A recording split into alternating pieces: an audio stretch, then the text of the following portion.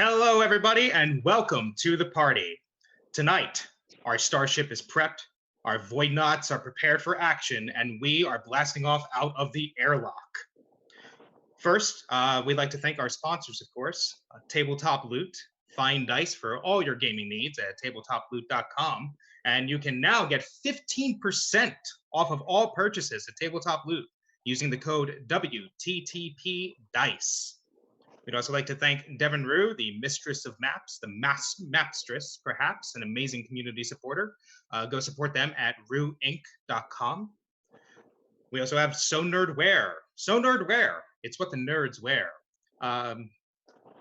So Nerd Wear is the place where you can get awesome Welcome to the Party merch at a discount. Go ahead and use the code WELCOME to get 10% off of your next purchase. And of course, we wouldn't be here without Roll20.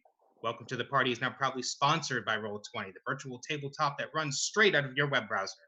Everything you need to play with your friends is ready at the click of a mouse, from click-to-roll character sheets to built-in video and voice chat. You can even upload your own maps and tokens. Get all of that and more with a free basic account on Roll20.net. So sign up now at roll20.net/start/WTTP. Now, our Patreon not only goes to support the channel, but as it grows, it will act as an incubator, providing funds for amazing artists, writers, and more in the RPG community. So, if you want some awesome bennies while supporting some amazing makers, please join us on Patreon. And remember, you can also give our players benefits with Tier 1 and Tier 2 subs and every 500 or 1,000 bits donated. Also, we've got some amazing emotes, and who doesn't want to use those? And as always, come and join us in our amazing Discord. And with that, instead of welcoming the party, let's welcome this party. Tonight we are playing Airlock. We are going off on a space adventure with a crew of space smugglers who are going to be going off on a very dangerous mission in order to thwart some space imperial regimes. Let's go ahead and get started by introducing our players. And I'm going to go in alphabetical order because that's super easy for me. Let's start with Artisan. Why don't you introduce yourself and then introduce the character you'll be playing tonight? Hello, my name is Lily, and I am playing Artisan, who is basically two people sharing the same body and consciousness. There's Jen, who's an engineer, and then there's Artisan, which is an AI from a warship.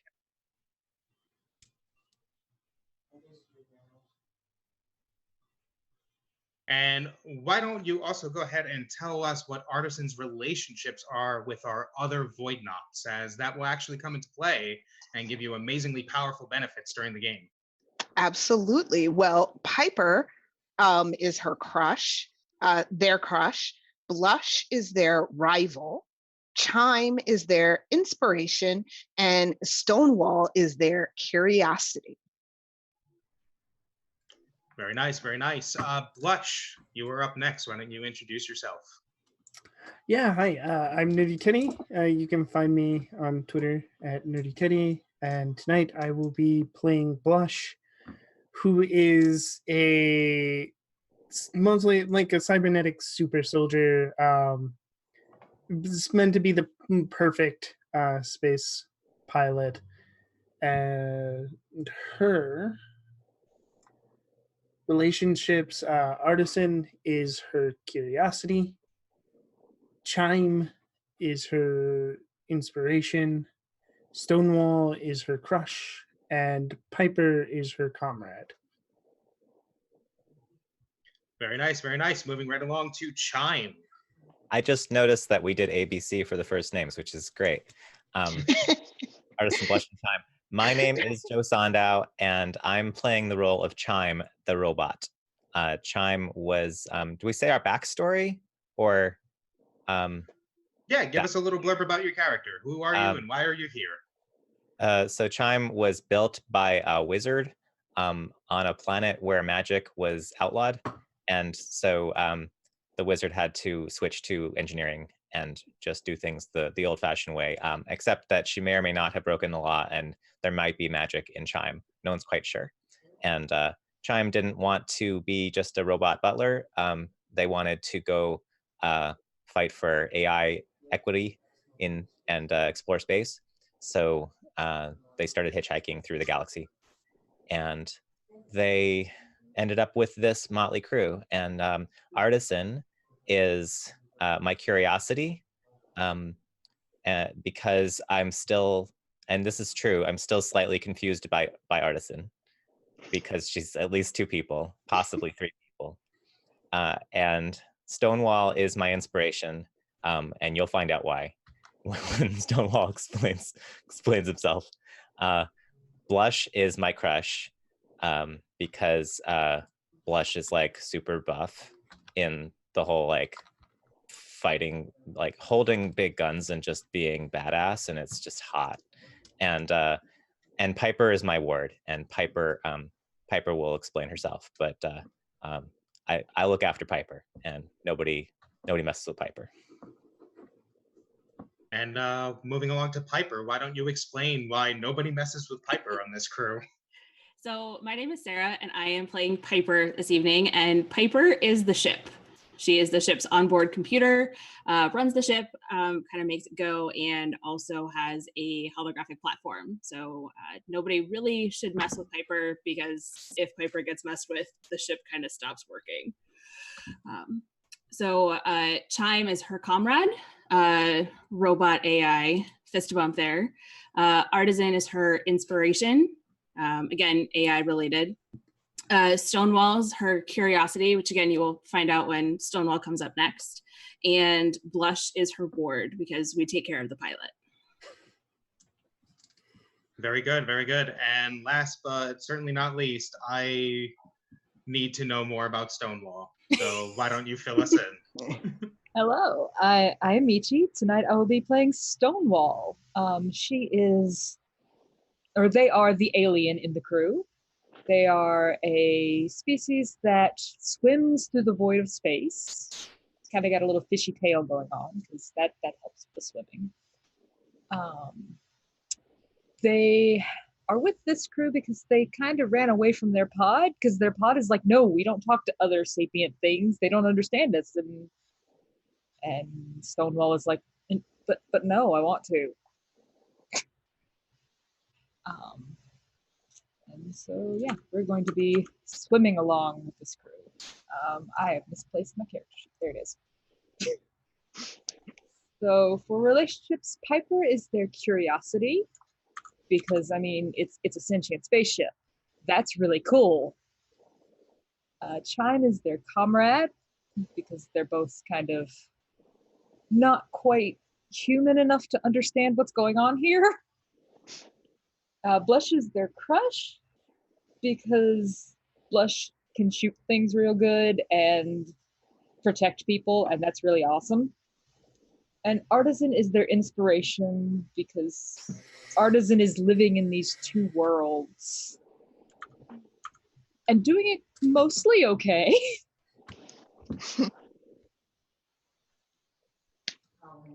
Okay. So that is our crew. And tonight, this motley collection of smugglers, perhaps pirates, but heroes, will be going up against the forces of the thrice-born Empire, a wide-spanning collective that has slowly been conquering system after system after system, spreading their dominion to many worlds that even some of our own Voidnauts used to be members of. They have been hired by a resistance leader of the planet Gavin in order to head over towards a secure Imperial facility that is supposedly housing a unique piece of technology that may be of use to breaking the blockade of their world and saving their people from becoming just another piece of the Empire.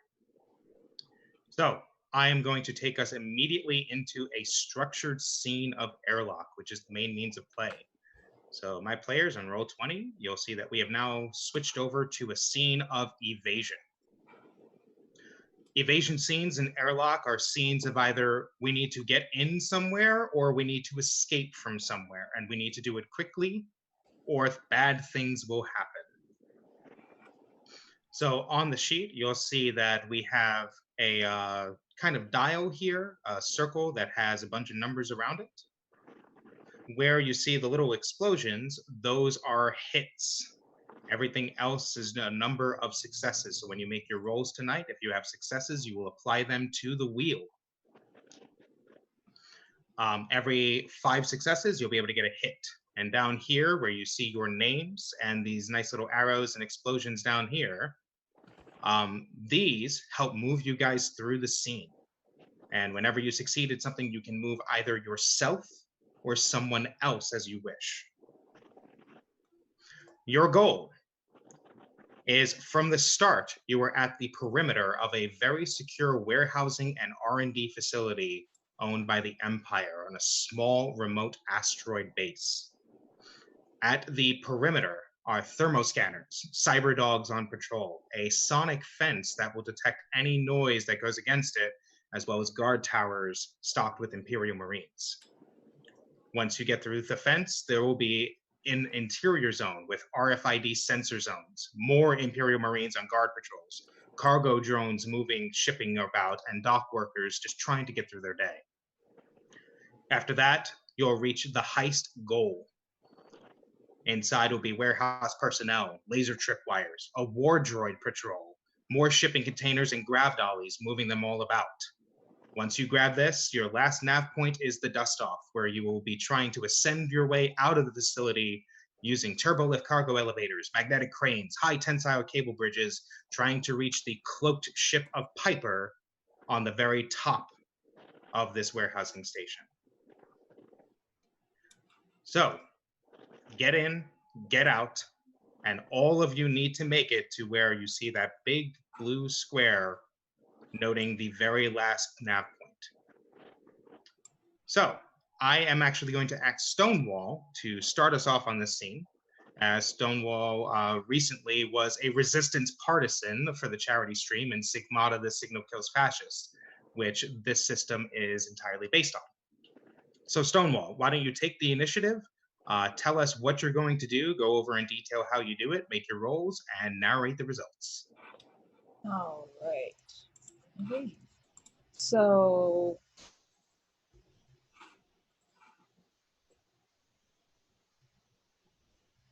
Stonewall is going to start off being very cautious, just kind of going around, looking around, seeing what all there is here, what she can seeing if they can find different paths through this perimeter, and just scoping it out, trying to get a little bit further in. And that would be a sneak roll. Okay.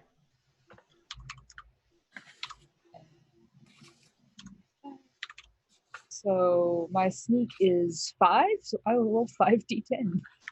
Wow, your Nice. actual best skill.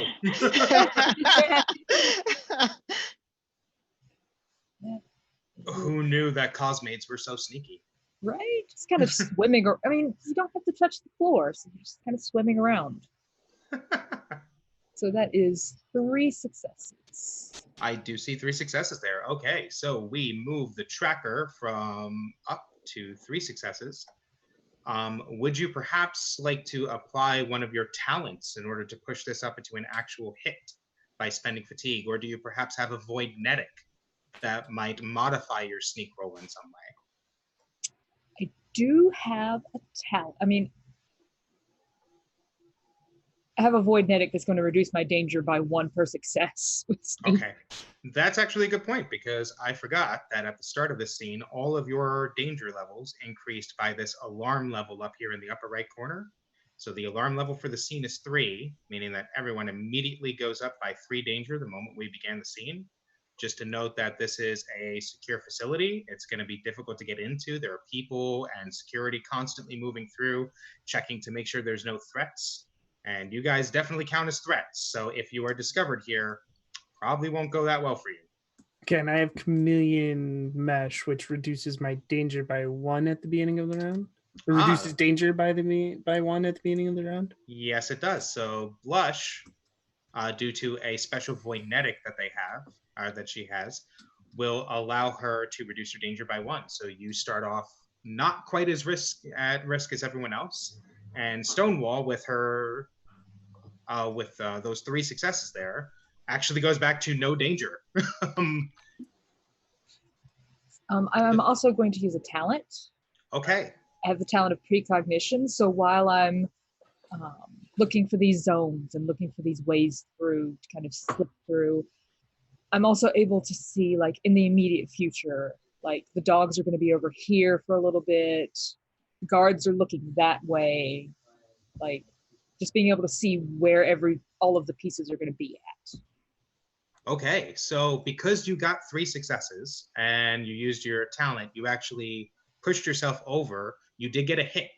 So you can now move either yourself or any of your other void knots up to the next nav point, which is inside the fence. So why don't you, with your 3 successes, take control of the narrative, incorporate your voidnetic, incorporate your talent, and tell us how Stonewall does this and what they do.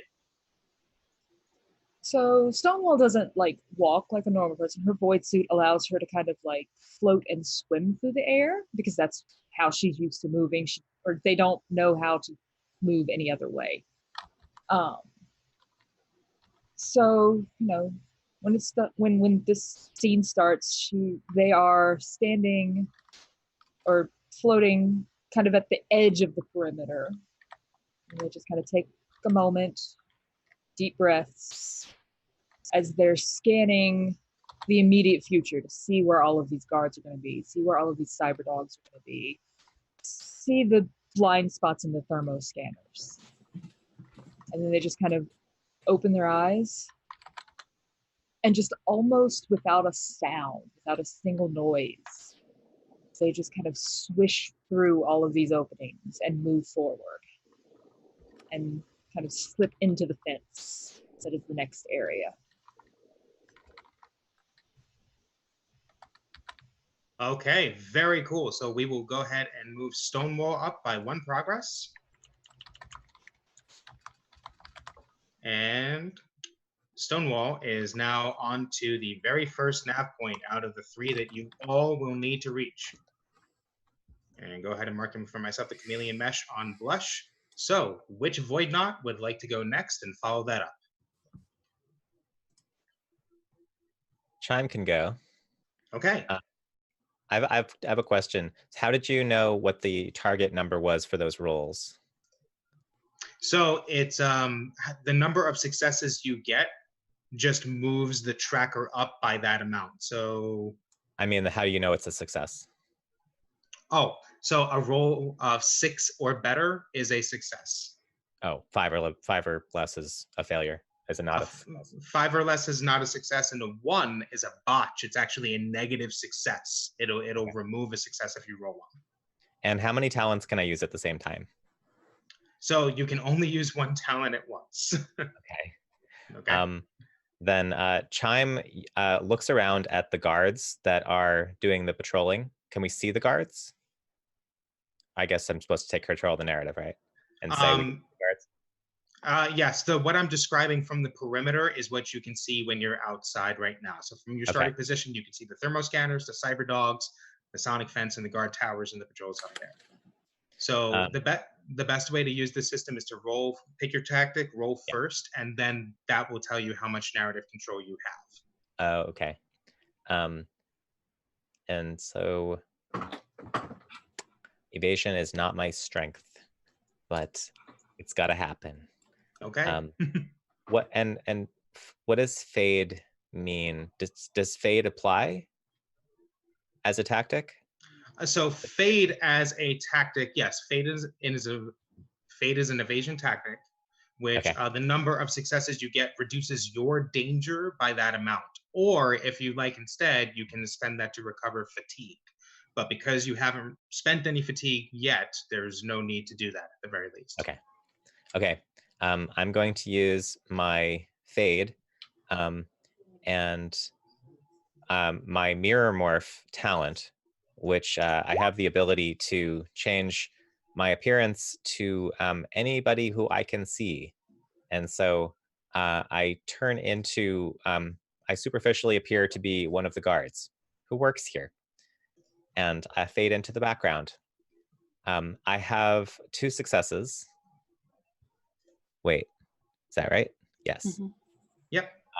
And so 2 successes gives me what progress? What good Well, thing? because you are using the fade tactic again, the fade tactic reduces your danger. So instead of My making danger. progress on the tracker up here, it reduces your danger by 2 down to 1. And then if you apply the talent, it will reduce your danger all the way to 0. But that is a cost of 3 fatigue. We can just narratively state that you're kind of like triggering that as you move through. So that way you save the fatigue and still get the result of that good roll. Okay. So because the rating is 3, it costs 3 fatigue, or just general using a talent costs 3 fatigue? Using a talent costs 3 fatigue every Ah. single time. Okay. Mhm. So should I maybe save that? Should I not turn mirror morph? I would At save zero? it just. I would save it just for now because your roll was already 2 successes. Spending 3 fatigue just to reduce yourself down to 0 danger when you're going to go up by 3 at the beginning of the next round anyway. Yeah. Is not. Is a little wasteful. It's a little wasteful. You can do better, and then that way save the fatigue for later. Now that you're starting at a lower danger next round, you can maybe do something with that to be more aggressive next round and spend the fatigue to do something a little more pushy with that mirror morph. And I didn't, so I reduced my danger, but I didn't make progress. How do you make progress? So progress is made using either in evasion scenes, it's either the rush tactic or the sneak tactic. Okay. So those make progress. Fade reduces your danger, and deny allows you to reduce someone else's danger, not yours though. Right. Okay. Okay. Okay. Well, then I guess I fade by covering myself in dust from the asteroid. Fair enough. Our magic robot is now greatly camouflaged as a moon rock. Okay. So who is next? Piper will go. Okay. She's in hologram form at the moment, so she's still got she's still on the ship, but she's also here. And she's going to kind of follow what Stonewall did, seeing Stonewall kind of swim through the air and bypass everything. She is also going to try to sneak quietly past the cyber dogs and the sonic fence, and try not to get noticed by the guard towers. Okay, let's see that roll. There's a 1 in there, which is a bummer. I have a tactical cloak, which is applied to my sneak stat. Can I activate that as a break? That's your break? Yeah. Your break automatically applies. Yes. So breaks convert botches of 1 into a success for a very specific tactic. So that's actually 4 successes. That is amazing. That actually gives you another hit on our little tracker up here. So now you can move yourself, or you can move another void knot up to the next nav point. I think she's gonna move herself to the next nav point. Yeah. So let's move yourself, and why don't you go ahead and 4 successes is huge. Narrate that and incorporate your tactical cloak. Yeah. So she starts walking, trying to sneak past all of this. Steps on a twig and catches the attention of the sonic fence. Immediately hits the button on her tactical cloak to disappear, causing whoever is monitoring the fence to think that it was just a wild animal or something. If we're on an asteroid, it was, I don't know, space wind. And sneaks right on past, completely invisible to the cyber dogs and the guard towers. Okay, very nice. So Piper moves on in. Who is next? I can go next. Okay. So Blush is going to move in very tactically, like she was trained to do. Making sure she knows where each guard is before she moves to the next position, staying out of lights and very, very tactically, very, very careful, very cautious. Okay, sounds like a sneak tactic then? Yes. All right, make it roll. All right.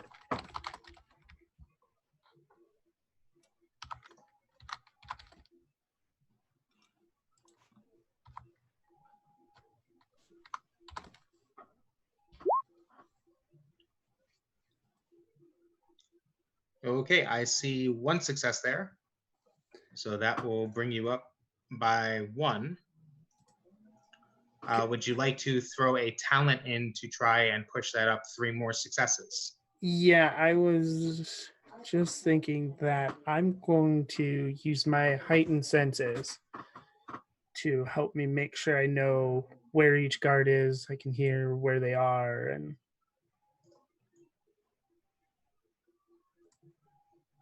Okay.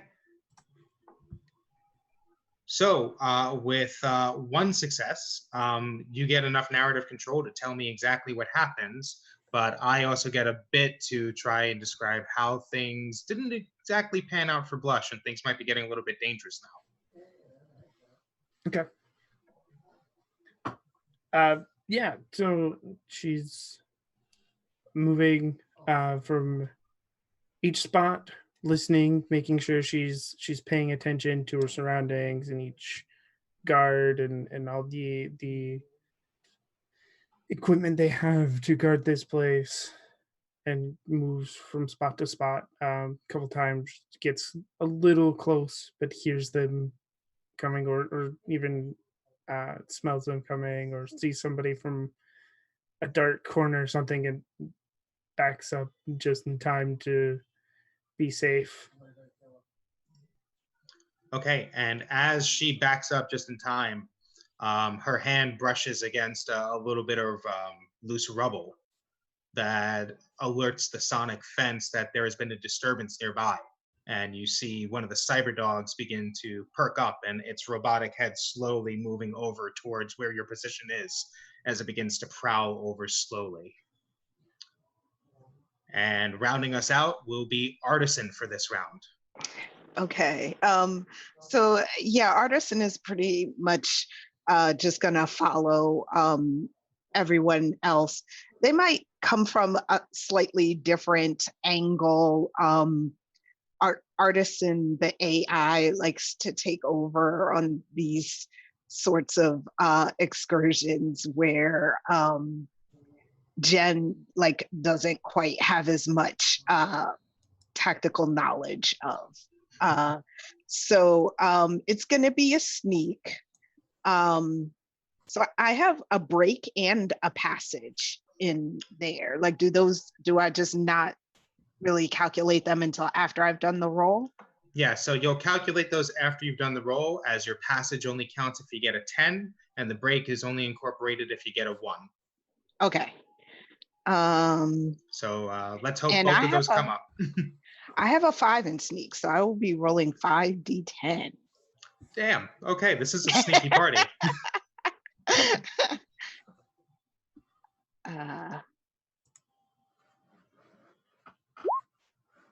Oh no. Okay, you know what? We get to see both though. We get to see both. So this is actually kind of neat. It looks bad. It looks bad, but it's not as bad as you think. So right. what is your Artisan's passage? So it's the technopathy. So basically, instead of doing more of the like visual surveillance that everyone else might have done, Artisan like actually hops into the system that they have, because there's a lot of tech here, and like the robots and anything that is mechanical or electrical. Jen has the technopathy to communicate with those kinds of things. Okay, that's super cool. And what is your break? And then my break is that they're wearing an LED hoodie, which is like it has it's lined with LED lights. It's just a regular hoodie and it's lined with LED lights. So it kind of stops facial recognition from happening for her if they show up on any recording equipment.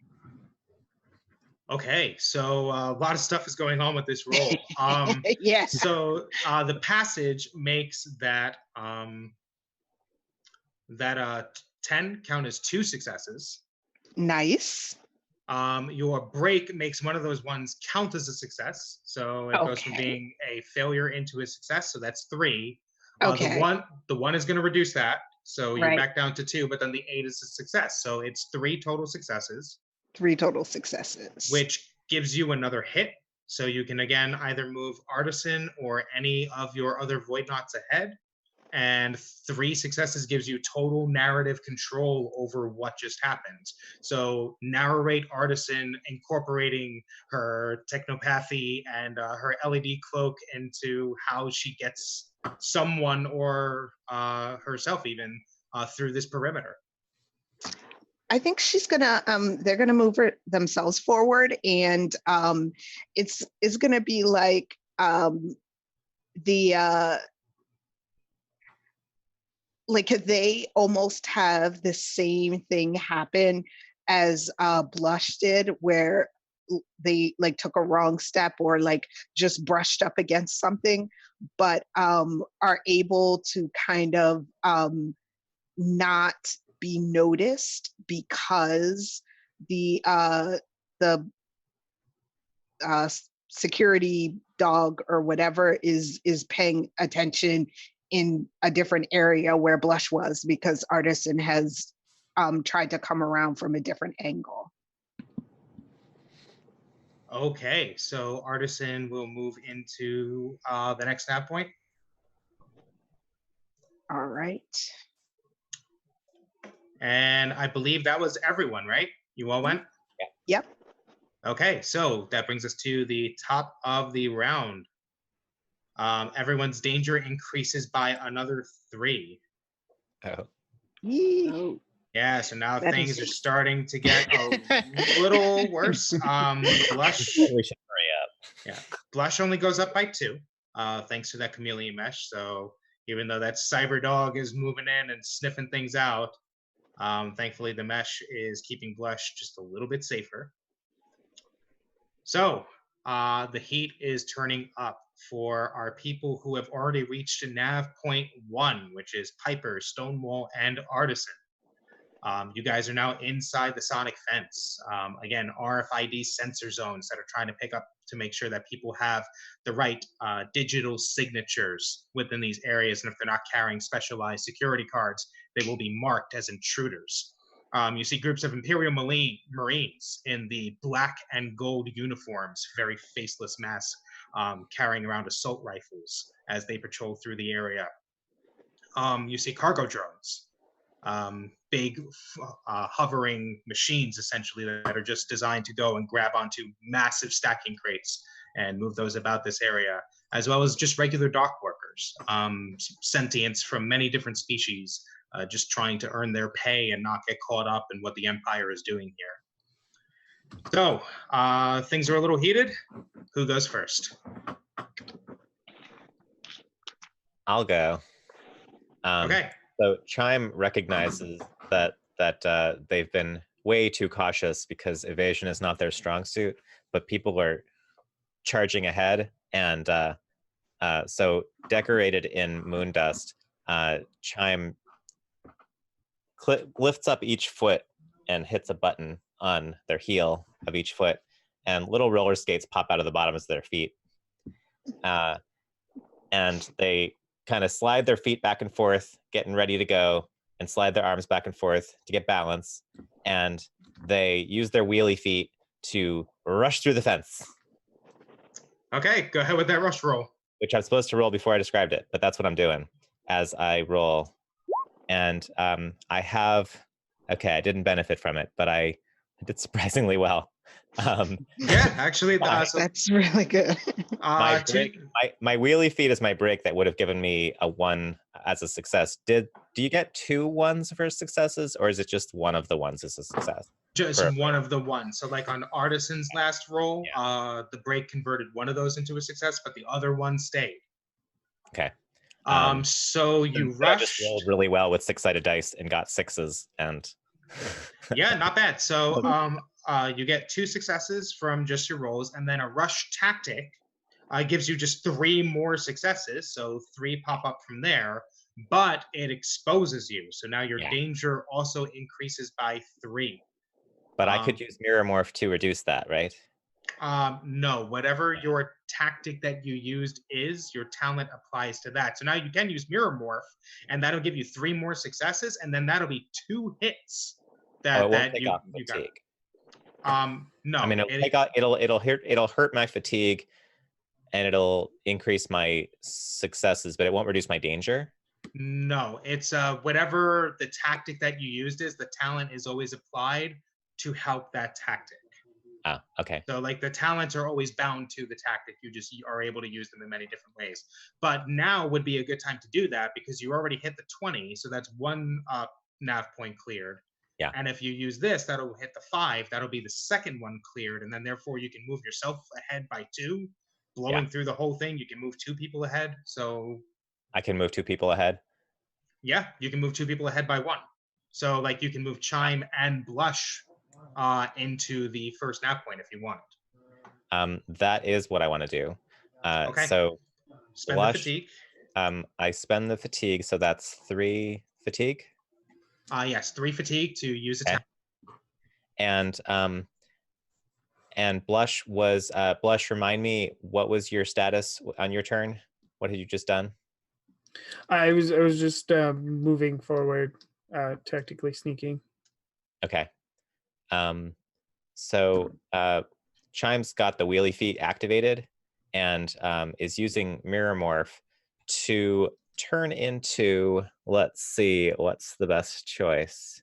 To turn into one of those cargo drones. So Chime now appears to be a cargo drone on wheels and zooming along on these roller skates that are hard to see underneath the bulk. And part of the illusion of the mirror morph is that that Blush is basically just being pushed, running in front of Chime. But the illusion is that the cargo container is around Blush. Okay, wow. Great delivery. incorporation, great special delivery. All right. Very, very good use of a talent, very, very good use of a role. So we have all of our Void Knots are now within the first nav point inside the fence. And just needed to call out because I forgot to mention this last time. Artisan invoked a passage last round.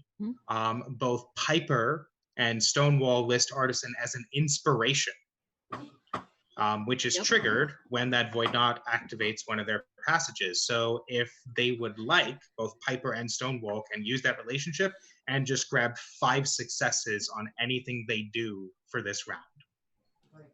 Piper would very much like to do that because the thing with the LED hoodie and connecting into the systems, that was super cool. So she's definitely going to invoke that inspiration relationship to as she's continuing to sneak past the fence and the RFID sensors, just super fast, super avoiding, dodging past the cargo drones.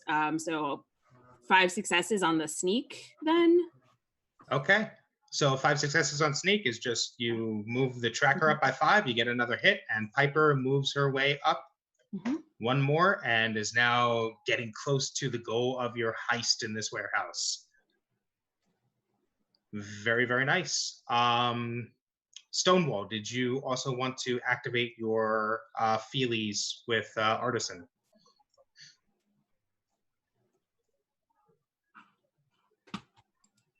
I was muted, sorry. That is quite all right. I think I'm gonna hold on to it for right now. Okay. Just remember, you do have to use it by the next round. Oh, I have to use it by the next one. Okay. Then yeah, I'm gonna do that. Okay.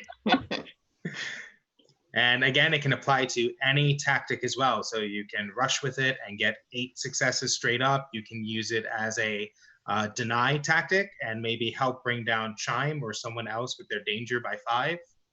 Up to you.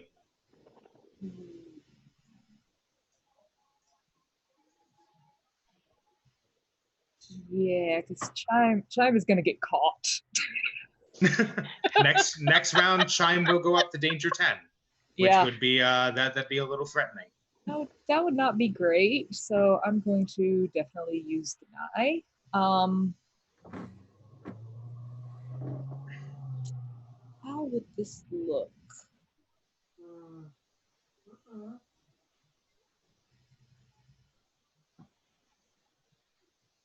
So the way that Stonewall is going to do this is she notices that Chime has done the mirror morph thing, but she kind of notices that it's a little bit off in a couple places. So she's gonna kind of try to, well, what she's gonna do is she's going to swim over and around and just like distract, like create a few distractions along the way so that people aren't looking too closely at Chime. Just to make sure that illusion stays, that no one notices, and that they can get inside very easily. Okay, you use some cos-made distractions to make sure that Chime is not as noticeable as before, blasting by on those robotic Heelys. So Chime, your danger actually reduces by 5. Very, very good. And now here comes the funny part of Airlock, is that Piper has Stonewall as a curiosity, and Stonewall has Piper as a curiosity. Curiosities are triggered when someone uses a relationship. So they both invoke each other again. and Artisan also considers Stonewall a curiosity. So now their relationship is ready to go as well. So And I Piper have Artisan as a curiosity. So okay.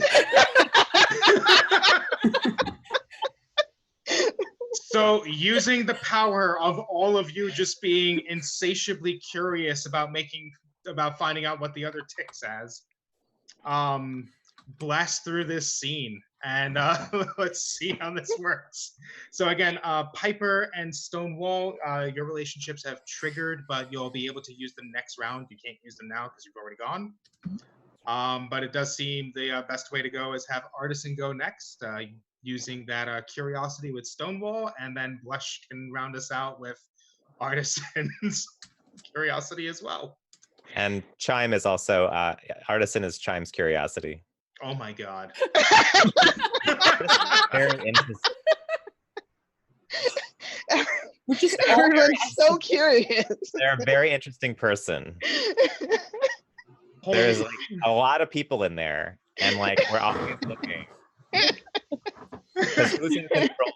Is it the AI? What does that even mean? Oh so the whole crew is basically just like, I don't know what makes them work, but somehow makes me want to do a lot better at what I'm doing right now. How are you two people, and why is that so cool? Okay, so let's set up these dominoes and knock them down. So Artisan, why don't you lead us off? Stonewall is your curiosity. You just saw Stonewall do some cosmade swimming around, distracting as a cargo drone blasted by on what you were pretty sure was a pair of Heelys underneath the drone. Right. What do you do? Yeah. So how does this go with the invoking the relationship? So the way it works is you have 5 successes that you can just apply to whatever tactic you want. So if you apply them to a sneak tactic, that's just 5 straight successes, no extra danger. If you apply them to the fade tactic, that just straight up reduces your danger by 5. Okay. Like on the one hand, I feel like Jen definitely wants to do the fade tactic, but Artisan is like, nah, we got to get through this situation right here. So I'm gonna have to apply it to the sneak tactic. Okay, Um, so 5 and it, successes there. yeah. And who do you apply it to? Do you apply it to yourself to move yourself forward, or do you maybe apply it to a different void knob? I'm thinking, um, hmm, I think I want to apply it to Blush. Okay. Yeah. So using your inspiration with Stonewall and Hmm. your sneak tactic, explain Hmm. to us how Artisan helps Blush get ahead to the next nav point. So um, I feel like they kind of have this thing in their head where they're like, if Blush hadn't kind of um, created a little bit of a ruckus distracting the dog, then Artisan wouldn't have had as easy a time moving forward. So they're kind of like keeping an eye on Blush right now. And then this whole like, the whatever, the wheelies and the box and Stonewall swimming around, like it all seems like, what, let's give Blush a bit of a bump right there. So that's what Artisan is thinking as they do this sneak tactic, like maybe even kind of like guiding some of this whatever whatever it's called. I don't even know what is it called. this this illusionary thing, which I assume is probably made up of like some like mechanical or electrical like energy or something like that. Like it's tech, right? Yeah, yeah. Also, So Artisan is literally like doing like the flag thing to like tell yeah, the drone yeah, where to like yeah, like okay, a little bit left, forward. Ah, oh God, I love that. That's amazing. Okay. Well narrated. Blush moves ahead by 1 nav point. And then yeah, Blush now has her curiosity relationship with Artisan invoked. So why don't you go ahead and take the reins? Can I use that now, or is that next round? Did I forget? Did you act this round? I haven't done anything this round, so Then you can use it right now. cool. I'm gonna use that then to. I'm gonna rush. I'm gonna rush forward. Okay, so that's 8 successes total. And if you want to throw a talent onto that, that'll actually hit two progress. So you'll be able to move 2 void knots or move 1 person by 2. Yeah, I'll throw a talent on it. I'll use my chem rig. I will. Nice. I'll give myself an adrenaline boost and get through. Okay, so your danger increases by 3 accordingly as you use your chem rig. So who are you moving? Are you moving yourself up? Are you moving one of your other void knots that has fallen behind up? So yeah, I'm gonna move myself forward.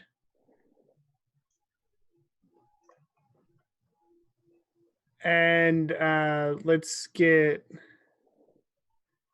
Artisan forward. Okay, Artisan moves forward. And that means Blush, you were actually the first one to make it to the dust off, which also means that you are the person to grab the goal of the heist, which is a very secure, very super dense locked container that you guys have been spent here specifically to obtain. Okay. So incorporate your curiosity with Artisan, your chem rig, helping Artisan move forward, and then you grabbing this and making it to safety. How does Blush do this? All right, so Blush, after getting coached forward, is a little bit confused, but curious as to what Artisan, curious as to what Artisan is exactly doing and why they're not going forward.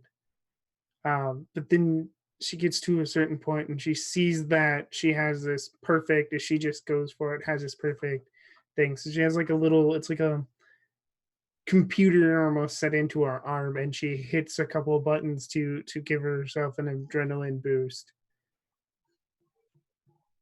And she also, she tells artist, waves to Artisan to stay, look, I got a perfect shot right here, let's go.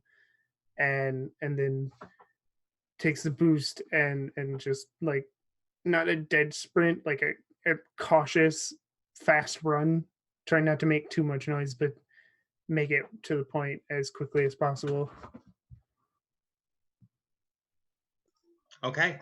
And the point that you reach is actually the ship, is the Piper, which is currently resting cloaked just outside of this facility. It's actually docked on top of it. So, Blush, you are now safe. You will no longer raise danger for the rest of the scene. However, it also does mean you cannot participate in the scene going forwards, as you have reached safety. And so Blush would instead be like on board the Piper, priming engines, getting everything ready for dust off, because the crew's probably going to be coming in hot right now. Okay. Did anyone not go in this scene? How many? Is this round 3 or round 2? This is round 2. We might have all gone then. Okay. I think we all went. Yeah, because this was the relationship boogaloo here. Yeah. Go. 1, 2, 3. 1, 2, 3. Blush, you are safe. 1, 2, 3. Getting a little dicey for Artisan and Piper here. Fine. And then 1, Yeah. 2, 3. We'll be okay. You'll be Good. you will be okay. Because remember, some of you still have relationships invoked for this round Yeah. as well. So we have it where both Piper and Artisan, as they are in the second stage inside the fence. Patrols are getting tighter. That you hear talk that someone appears to have taken the secret project, that there's been a disturbance inside a secure R&D lab. And you see that the guard patrols are stepping up now. They're clearing out some of the dock workers. They're starting to sweep through the area in small fire teams, trying to find out who exactly has breached their security. So you guys are in danger of being caught if you don't do something by next round to help that out. Who's up? I have a question, a mechanical question, really quick. So Sure. Blush just scored 5 automatic successes, right? Through their relationship, Through yes. their right. So Blush is my rival, and it says that your rival scores 3 or more successes, and that invokes your relationship. So Does that work, or is it that Blush had to actually roll 5 successes? Blush needs to actually roll those 3 successes in order to trigger that. Okay. Because All the right. thing that applies to relationship is the curiosity. Okay. All right. Awesome. So Blush, Chime still hasn't used their relationship bonus situation. Has anyone else not used theirs yet? That just happened? Chime, I think Chime is the Piper, only and one. Chime, Piper, and Stonewall actually have theirs triggered and ready to go. Yeah. Okay. So do we need to, Chime's one of the people in the way back here, but also could kind of focus on reducing some danger on some people. Is that our priority?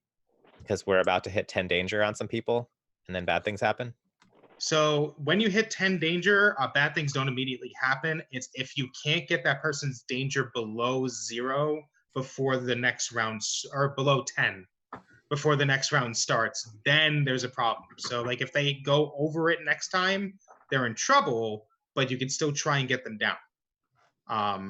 So don't think that hitting 10 is bad, because even then, some of you might have others as wards, and wards will trigger if those people hit 10. Mhm. So Okay. that will also give you guys kind of a backup to try and save their ass So we're by drama using queens. the relationship. We live for drama. So don't be scared. Exactly. Okay. So Chime's going to use their fascination with Artemis and Artemis's decision-making process to get these 5 successes and become super sneaky, and recognizes that how, just like Artemis puts some thought into things before choosing what to do, Chime can successfully shut some of their noisy joints down a little bit if they think about it, and get those 5 successes to sneak past and get on to that next point, which is the heist goal, right? Yeah. Yes, it is. Oh, no. Yeah. So you are now inside the warehouse proper, with R&D facilities around. Security is very, very tight here. War droids are patrolling around. A little dicey, but yeah, Chime easily sneaks ahead and makes that progress. And is my mirror morph still active, or is that 1 round? So talents are basically used for that round only, and after that, they're basically narrative fluff. Okay. So like you can say that like you're like using it like on and off to try and like be sneakier, but it only applies the extra successes when you burn the fatigue. Right. So that relationship is now used. And who's next? Will invoke her curiosity with Stonewall. Okay. And so many relationship dominoes fell. I'm not actually sure what Stonewall did. But Piper is fascinated by that. So she's going to invoke that relationship for 5 successes. And she is seeing that Blush made it to the ship, even though Piper is still on the ship, she's here. It's usually better if all of her is on the ship when they, start the takeoff protocol. So she is going to try to apply those 5 successes to sneak the rest of the way back to the ship. And can I apply a talent on top of that to get an additional successes, or would it max out at 5? No, you can apply a talent on top of that for sure. Yeah, she's going to use the precognition talent to just kind of take a moment to see like how all the guards are moving and what kind of security measures are enforced to very quickly like plot her course through everything. Okay. So mark the 3 fatigue downs as spent. You get an additional 3 successes. So someone only needs 1 success now to hit the next bit of progress here. And Piper gets her way out of there, ascends through the facility, and is loaded back onto the ship. Her hologram kind of poofs out, and she's back on the ship. Hello, Blush. Hey. Okay. Who's next? I'll go next. I am going to invoke my curiosity of Piper for the 5 successes on a rush tactic. Nice. Oh.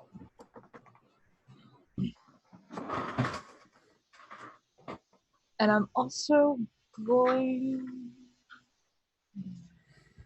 Yeah, I'm going to use my invisibility talent to help that along. Okay, so that is 2 progress. That's 2 hits. Yeah. So... Narrate it. So Stonewall, notices that Blush has gotten back to the ship. Notices that Piper has gotten back to the ship. And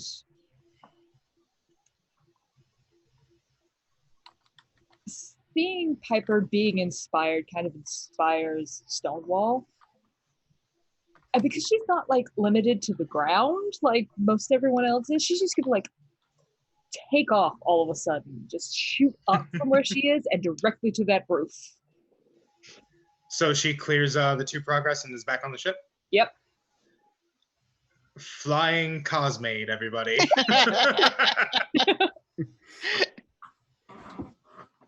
Very, very nice. So, We've got the goal. We've got the heist. We've got the goal. Let's get out of here. Right.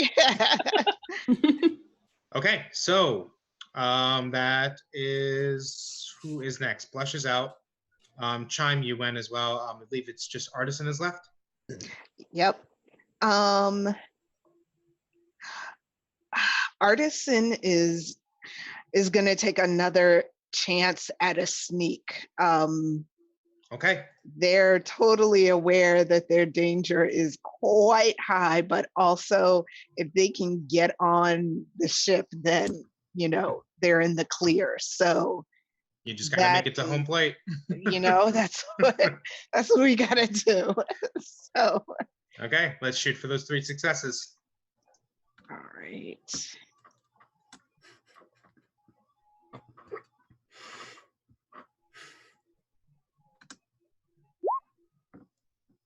Oh no! What is with these ones? Oh. Okay. They're horrible. They are. But I do have my break for sneak. You do? However, that is still only 2 successes because the break converts. Okay. And that gives you 3, but there's still an extra 1. And so what about the passage? The passage only applies if you get a 10. A result of 10. Okay. All right. So do you want to use do you want to use a talent to just we're using a talent. Okay, we're using a talent. All right, so what talent does Artisan invoke? Artisan's got a chem rig too, and they're just gonna be like, yep, and stick the needle in, and like some mix of like adrenaline and like, you know, speed or whatever that like will get her there on the ship. Okay, wow, this party is like we're juicing. So full of just like drugs and cyberware. You should see our parties when we're not doing stuff. Like Super on the ship. All right, very nice. So, Artisan, using the power of the chem rig, you push yourself through, and you are now back on the ship as well. That ends the round. We go up by danger for 3 for Chime.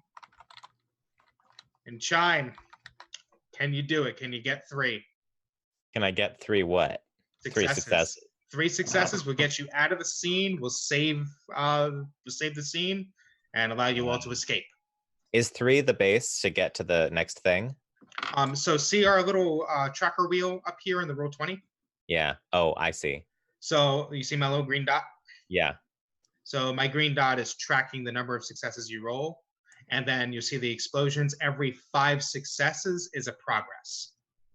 And that's everybody is moving the dot together. Everybody is moving the dot together. Every time you guys get successes, it all applies to the same tracker wheel.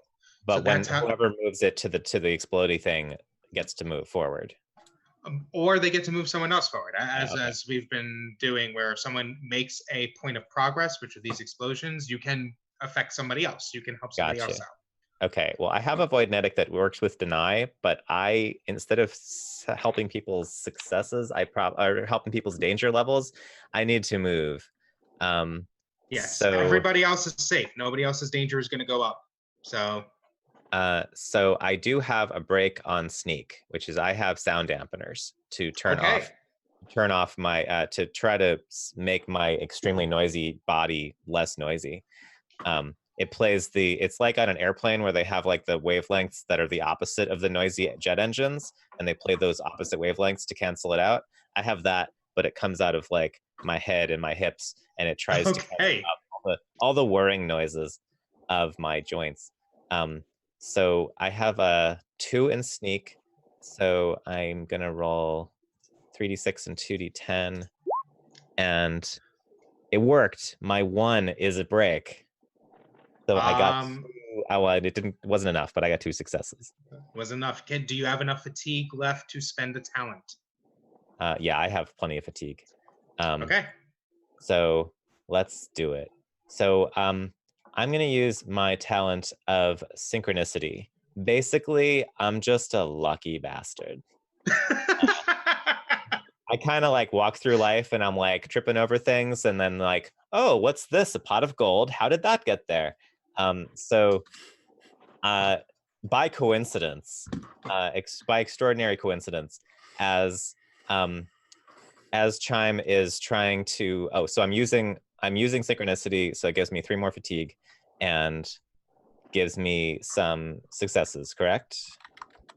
Yes, you spend 3 fatigue, and it just gives you the 3 successes, which is what you needed to get onto the ship. So this is all in your hands. Narrate Yeah. Chime getting the hell out of here, and the last one onto the Piper.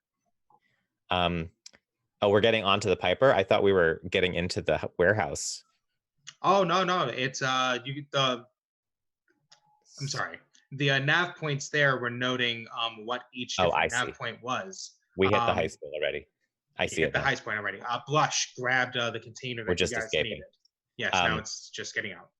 Okay. As Chime is trying to sneak out of the heist target point and onto the ship, they while shutting off their extremely noisy body, we're on an asteroid. Is that correct? Yes, you're on an asteroid base essentially. An asteroid base. Chime is trying to wheelie along and hits a rough patch and trips. And fortunately, this particular part of the asteroid just happens to be less massive, less dense, and have less gravity than other parts of the asteroid.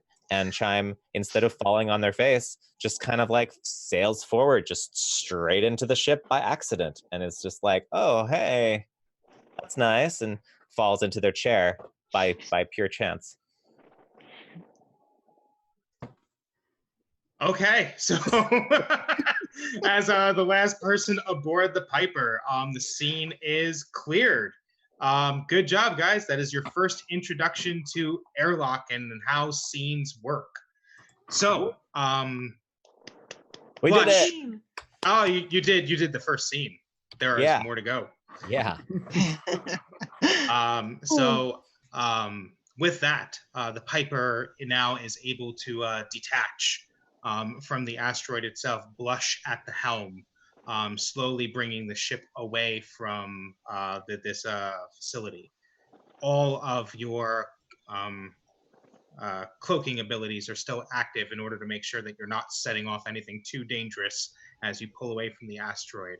And it takes a brief moment, a tense moment, as you're drifting away, and Chime on the signals picks up a small patrol of Imperial fighters, and the ship goes completely dead.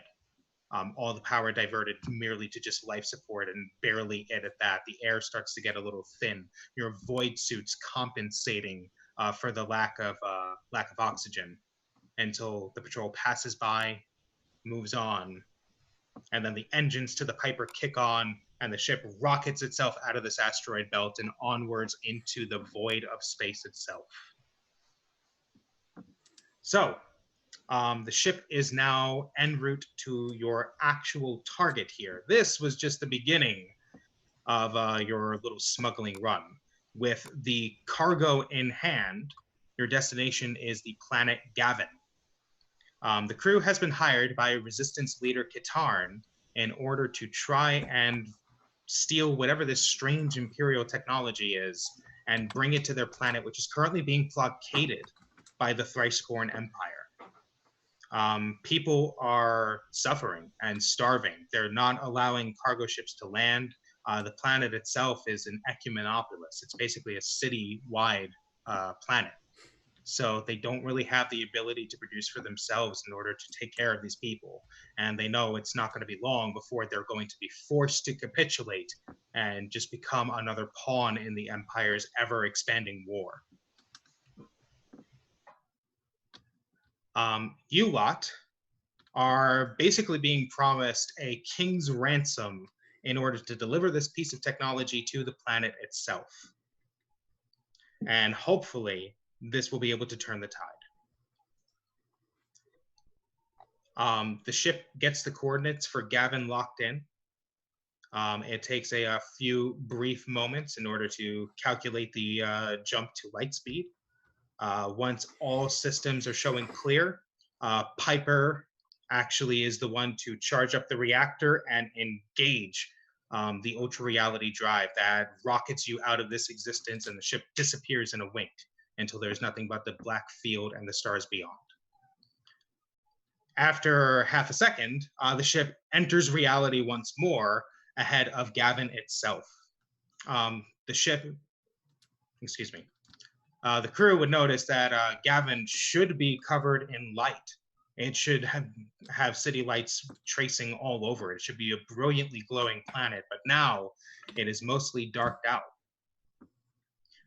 Surrounding the planet are massive destroyers and a large picket fleet deployed by the Thrice-Born Empire that is made to stop any sort of vessel from being able to leave or enter Gavin's atmosphere.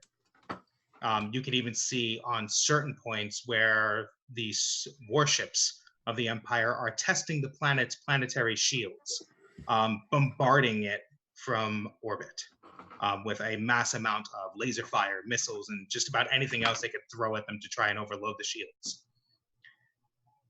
As you guys enter, Chime would know that there is a small frequency band that they are supposed to send a message on in order to make contact with their resistance cell below. Before I send the message, did we get a chance to look at the object that we stole, the machine? Absolutely. You guys can go ahead and try and pick it apart and see what you got. I want to know what it is, if I can tell. Want to know what it is? In case we want to use it, or in case it's dangerous or something.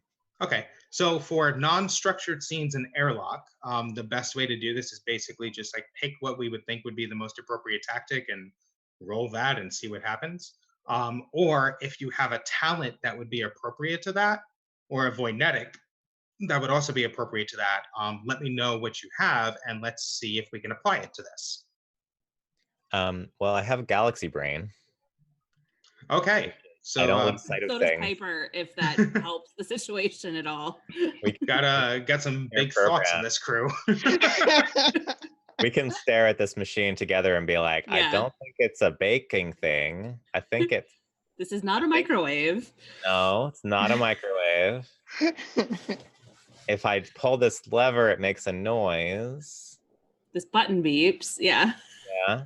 I mean, it might just be like a piece of like a set from a TV show, but it might do something. It might destroy the world. I don't know. Is there any red button we shouldn't push? Well, as far as you know, there is no red button you shouldn't push. Oh, You think. okay.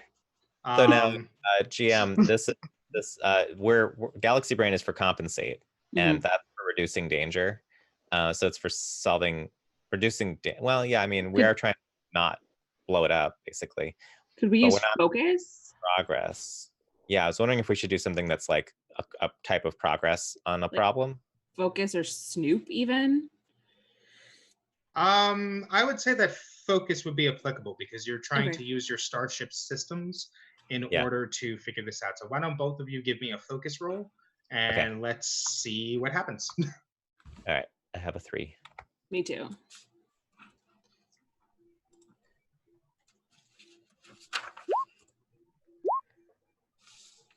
Okay, wow. Who knew the Piper, the starship, and the magic robot were really good at technology. So 1, 2, 3, 4, 5, a total of 5 successes between the two of you, which is an outstanding success. So you guys take a moment to check it over. Chime, you plug the device itself into a secure casing into Piper's main housing. So that way Piper can actually use the ship's sensors and scan this device and see what exactly you've gotten. But we have the Um, USB condom that makes it so that it won't be an infection if there's. Yes, yes, you do. Always practice safe docking. It's very Yeah. important. So, after a few moments of scans, you guys come away with realizing that this appears to be some type of experimental energy converter. Very, very high capacity, very high yield. It seems like it would be able to turn just a regular reactor that could power a ship into almost a super weapon capable of massive amounts of damage. You're not entirely sure why the resistance wants this or what their plans are with it, but they are certainly paying you a ton of money to hand this over to them. That makes sense. It's Yeah. a power amplifier. I mean, they could use it for weapons. They could use it for shielding. They could use it for production. They could use Right. it for Any making kind of thing. food. Yep. So, That's good. yeah, I thought so as well. So, I think for this point, this should be a good point for a quick break. As long as everyone is good with that. Mhm. So then, before we head to break, for our lovely viewers, all of you are just wonderful, and thank you for being here and joining us on our space adventures today on our inaugural episode of Side Quests. As we head to break, why not head over to roll20.net/start/WTTP and sign up for your free basic account today. Over 4 million people, including us, use Roll20's virtual tabletop to power their favorite games. And with modules galore in the marketplace, you'll definitely find something for you and your group to enjoy. So, with that said, we are going to take a very short break, and then we are back out of the airlock again after a few brief messages.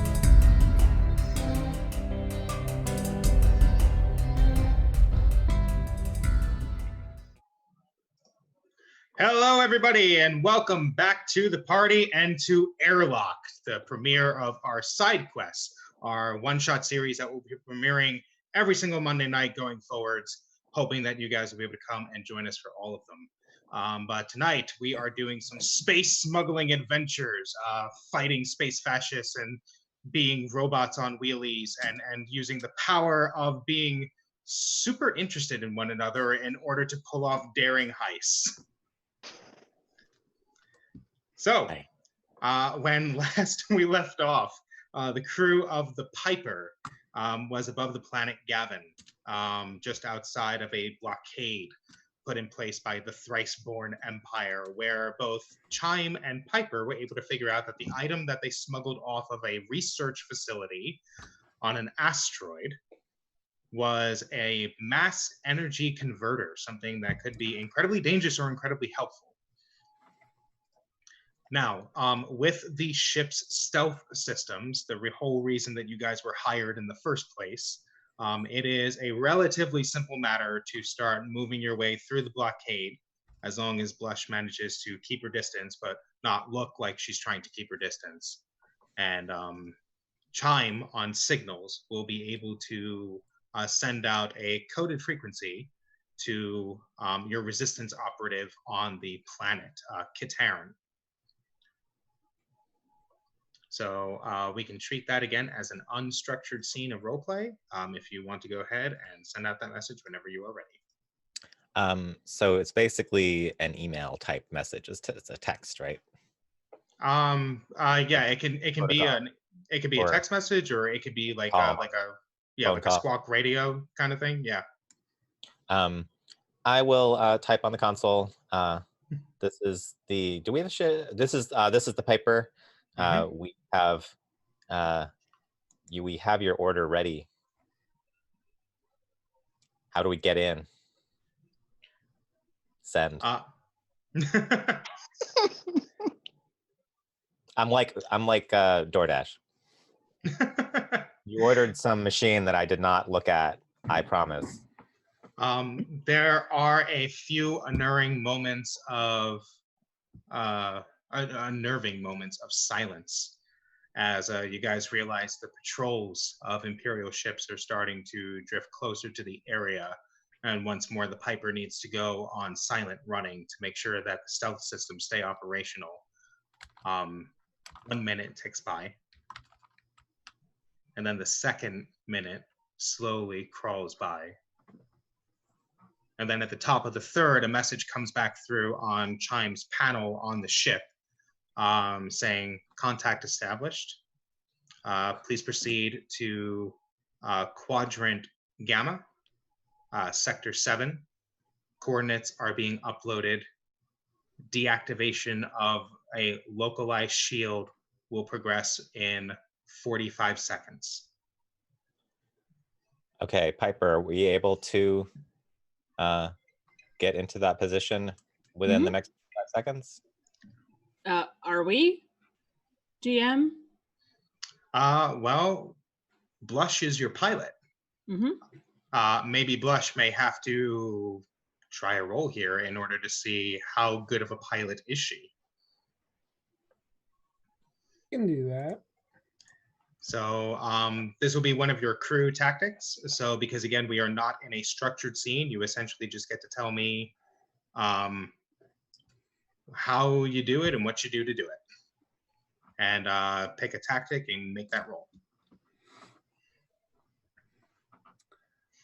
Let's see. Right now she's very focused on what she's doing, making sure that she doesn't alert any of the blockade and stuff. And so when they send her the coordinates, she just focuses on getting into position and focuses on where everything is in front of her. Okay. Go ahead and give us a focus roll.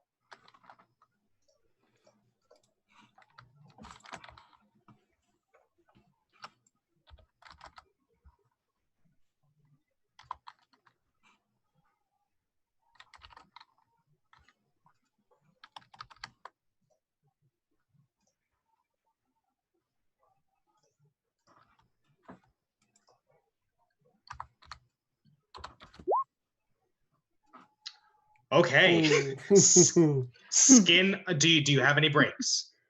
Yes, I do have breaks on my focus, and I also have a voidnetic on my focus as well. Don't remember. Hold on. It's steady nerves. I believe it's just a danger thing. Yeah, it would reduce danger. But and what's the break that you have on focus? And I have a virtual HUD chip. I also technically have a targeting HUD, but that's just an upgrade on the virtual HUD for combat. But the virtual HUD allows her to be able to focus on multiple things at once without being too scatterbrained. Okay. So let's see. That would convert one of those into a success, which that would be 1, 2, 3, 4 minus 1. It's still 3 successes, which is a critical success. And you've got the Voidnetic as well to reduce danger. So this is all in Blush's hands. You've got 45 seconds to get the ship over to one side of the planet and squeeze your way through the small gap in the shield before it closes and smashes the Piper against it and basically evaporates it. So tell us how Blush does this. Give us some fancy flying. All right, some fancy flying. So she knows that really the best thing in any pilot's arsenal and flying, it's not how well you shoot. It's how well you fly and how well you avoid the enemy and getting shot yourself. So it's everything's on her screen. She can see every ship as she's going past them in the blockade and knows exactly what distance and to be from them to not alert them. And she just swings the ship around the planet as fast as possible and gets it lined up perfectly with the gap and just makes a quick run for it as fast as possible. Okay. So with engine power being increased by Piper, and your excuse me, let me check on my thing here. Very technical terms here.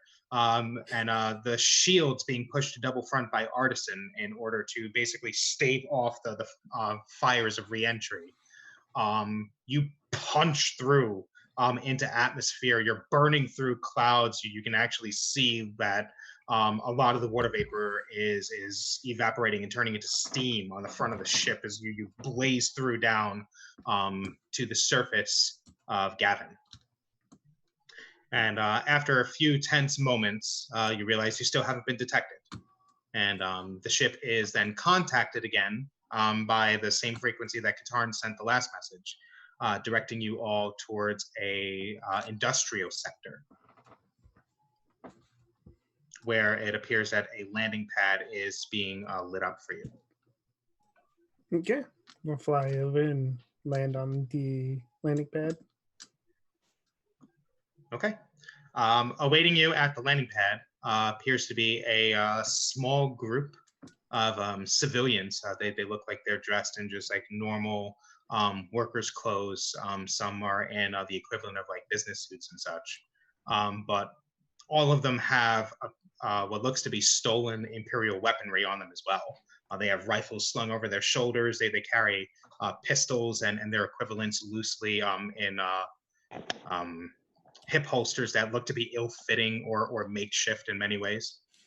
And at the front is a scarlet-skinned woman with a head sail instead of any sort of mammalian-style hair, who is waving you all in, and you recognize this as your employer. This is Resistance Leader Katarn. Chime just kind of swooned a little bit watching Blush be a badass. Hey. It was really sexy, and his Chime's galaxy brain is not active at the moment. It's just They're not It's, totally paying attention to sensors the way they should be. it's just a normal brain at this point.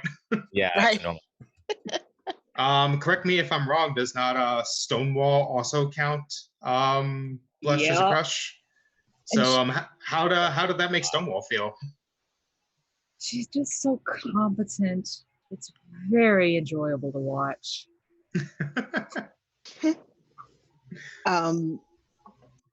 Artisan considers Blush a rival, and like Ooh. they are super jealous. Like Blush is in like this jacked up body with like everything is synergistic and like working correct in everything, and like Artisan has like this, like skinny engineer's body, and yeah, they're jealous. They're like, wow, she just did that. Okay, fine, whatever. Interesting. All right. Keep some of those in mind for later. We are actually going to get to a relationship scene soon enough. But so you land. The repulsors fire off on the Piper to bring her in steady. Your landing clamps descend. The magnetic releases on them kick into drive and then lock the ship in place onto the landing pad, keeping her secure. She begins a core vent, just shedding heat out of the back of her exhaust as much as she possibly can to get ready for when next you guys take off. You're landing your docking ramp, landing ramp thing descends that you can walk on and then leave the ship. Where below you will meet Katarn and her partisan fighters, who immediately strides up to the crew and, without any sort of a formality, holds out her hand and says, "I'm sure you have it, yes?" Yes, we have it. Then, please, we have very little time. And she again motions to her hand, saying she wants the item. Whoever has it, give it to her. I'll get it. It's that time. Like unplug from Piper and Yeah. Chime rolls Pulling out over all with the- it. Pulling all the cords, wrapping them up, carrying it over. Oh wait, hold on. Click, click. Wheelie over. Like, every single partisan watches this with eyes wide in horror, like, oh no. For the love of every sacred star, please don't do that. Don't worry, I won't drop it. And I deliver it to her. Okay. She takes it, and you see two partisans come over, wearing lab coats with basically like Mass Effect style Omni tools on their wrist that they begin doing scans all over this thing as quickly as they possibly can. And they nod to Katarn, and one says, "It's accurate." She noticeably breathes a sigh of relief and says, we cannot possibly thank you enough for getting this to us, but we're in a bit of a bind here. And we know that your contract was just to deliver this, but we'd be more than willing to double your payment if you would help us with one small other task. Double What pay. Yeah. task? We still get paid if we say no, right? Of course, you'll still get paid for what we originally agreed to, but we might as well let you know. We plan to use this converter to plug it into the ship's, or to plug it into the planet's shield network. We're going to use it to expand the shields into an ion burst that will essentially short out the Imperial warships in orbit. It'll leave them adrift. No reactor power, no life support, nothing. Cool. And we're trying to coordinate with two other fleets that we have managed to get communications out to, two other resistance cells based out of Arakin and a group of Drowitin separatists. once we're able to set this off, they will come in and help secure our planet from any further invasion. But we've also heard word that a group of Imperial Marines have landed on the planet, and we fear that they mean to deactivate the shielding. You've proven yourselves capable so far. And she motions back to her partisans, going, we have very few defense forces left from the initial invasion. We're just workers. We have families at home. We're not built for fighting, but we know that the crew of the Piper is.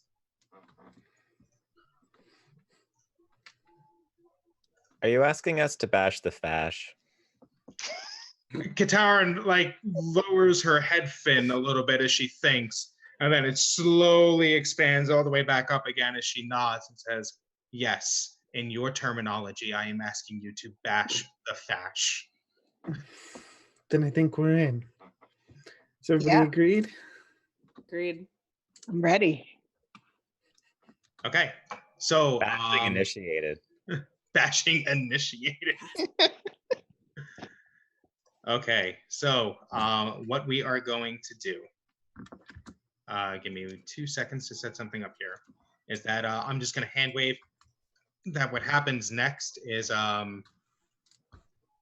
you guys follow Katarn and one of her partisans to a turbo lift, essentially, that descends deep into the planet's industrial sector, deep into the core, where the shield network is basically built around a massive reactor that they have placed within the planet's crust. And they're going there to install a converter in order to basically set this thing off as like a gravity well-wide bomb, essentially. Katarin explains the entire time that the planet is very slowly dying. People are not doing too great as the blockade has worsened. Normally, they would never risk the shield for offensive purposes like this, but they don't really feel like they have much of a choice left. So once you guys descend in the lift, the doors open. You traverse your way through a series of maintenance tunnels until eventually you get to a very, very large reactor room. It's humming with power. Those of you that actually have hair can feel it slowly start to rise. The hair on your arms, like standing fully up.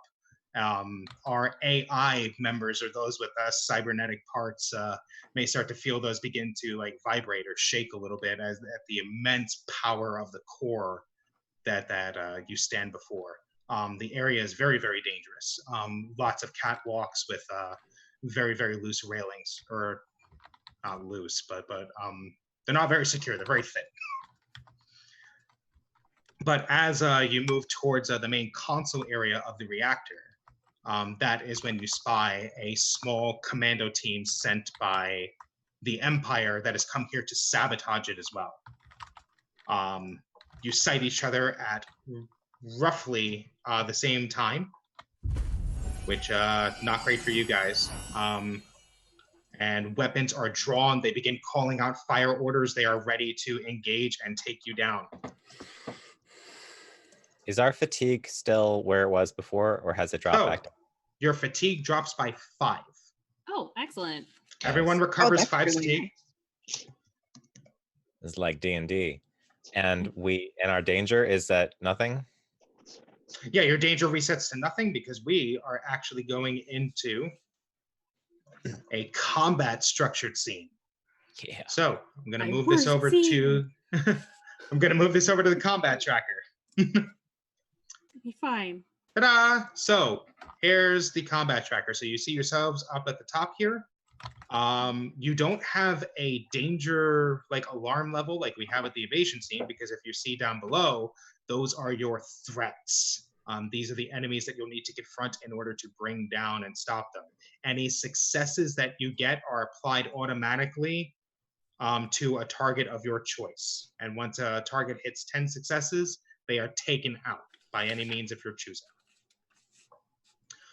You'll notice that 2 of them have red names and have an X marked here next to heavy.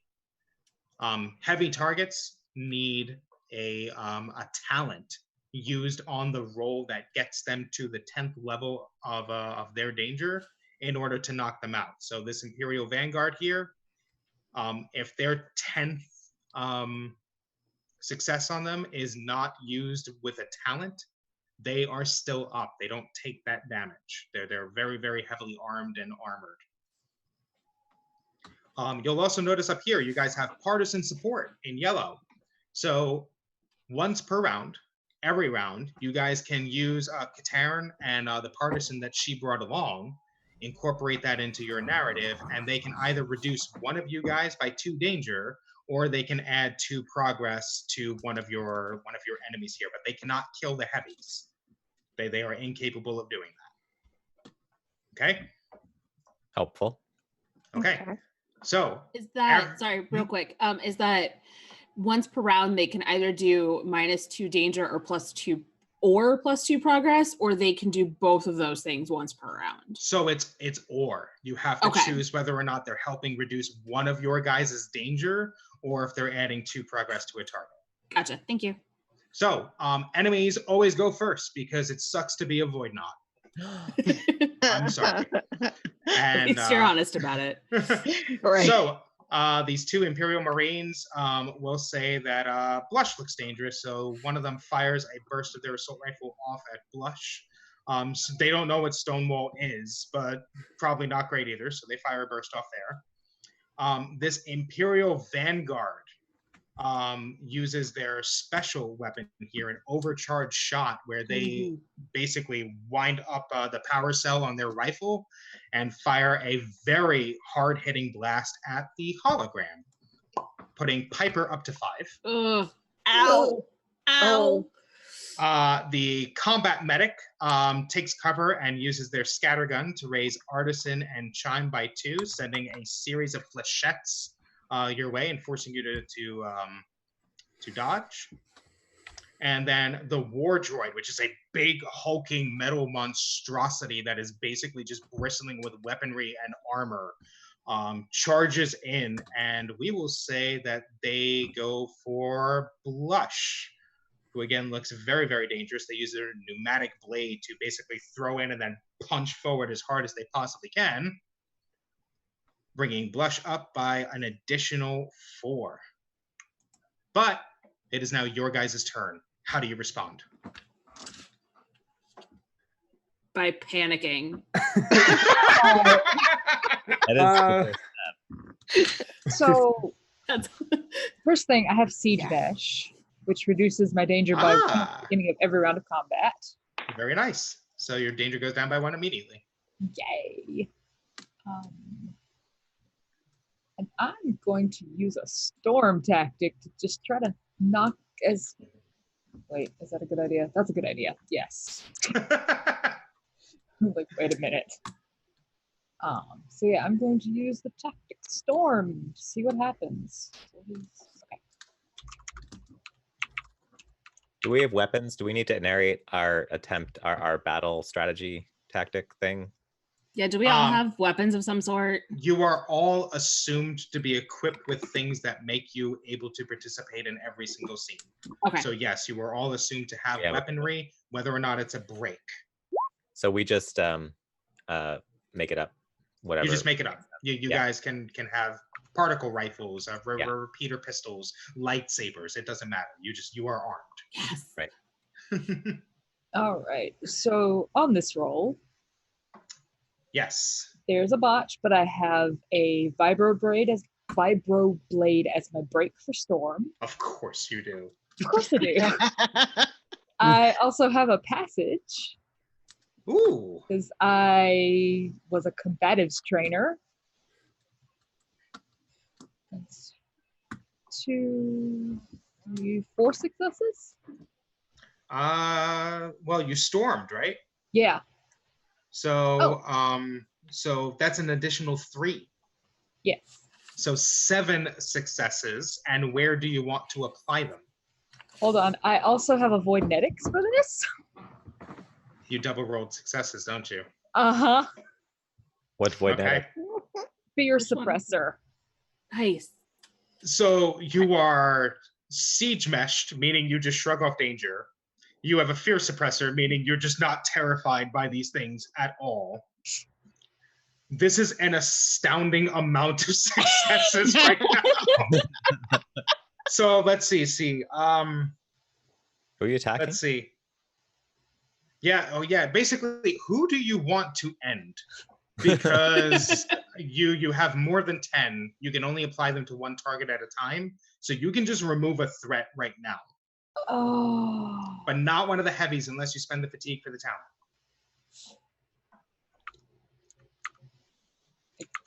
I kind of want to go for one of the heavies. Gotta spend the fatigue. Spend the fatigue, yep. So I'm going to use the thermokinesis talent. Okay. Because why not at this point? And I'm going to take out. I'm going to take out the Imperial Vanguard because I don't like that overcharge shot. No. That's bad. Okay.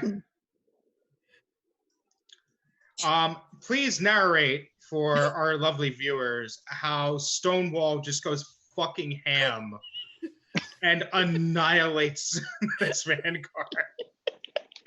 So Stonewall, they're normally a very calm, composed creature. But they just watched most of their team get really hurt. And so they just pull out this vibroblade, and they're still very cold about this. But they just pull out their vibroblade and just directly to this Imperial Vanguard with its giant gun and just starts slicing and dicing on him. How do you work in the thermokinesis? So the thermokinesis, to make it a little bit easier to slice and dice through, because it's an Imperial Vanguard, it's got heavy armor. Yes. Freezes that armor. So that as the vibroblade comes down, it shatters and just goes straight through. Okay. Terrifying mermaid. Stonewall straight icicles a motherfucker. Okay. So the Vanguard is down, and you no longer have to worry about any of the scary things that the Vanguard could have done. Who is next? I'll go next. We have, well, I am going to help my friends out here and give them some suppression and try to reduce some danger. Okay.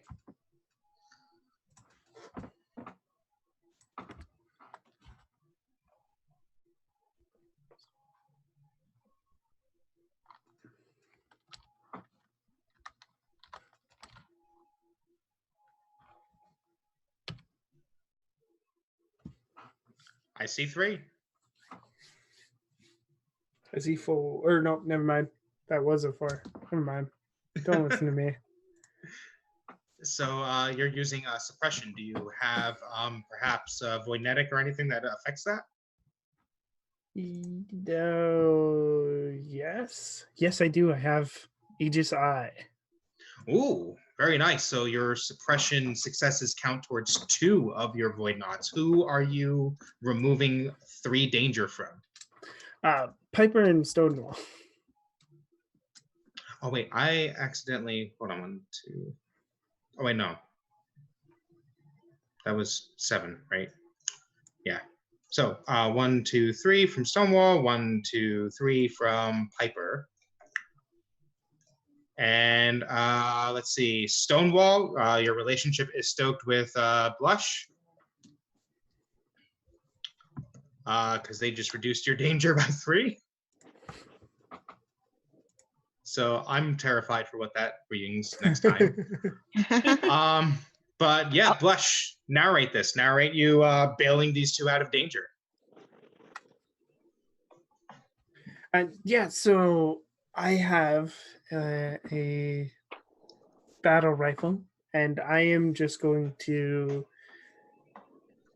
give the good old suppression fire to. I'm just trying to back these imperial bastards off of my friends, make them take cover, make them so they don't have a straight line of sight and aren't close enough to just be trying to whack them with swords or whatever they have. Okay. Under a hail of fire, some of the return fire from the Marines backs off, and both Piper and Stonewall catch a little bit of a break here. Who's next? I have a question. So Yes. that definitely invoked my rival status. Yes, it did. Can I wait till the next round to use that relationship trigger, or do I have to use it in this round? You have to use it before the end of the next round. So if you want to, you can save it for now. Yeah, I think I want to because I have another plan for the moment. Okay. I'm gonna storm. Do I have to pick a target before I roll? Not at all. Okay. All right. Yes, I'm just gonna storm. Like, first I saw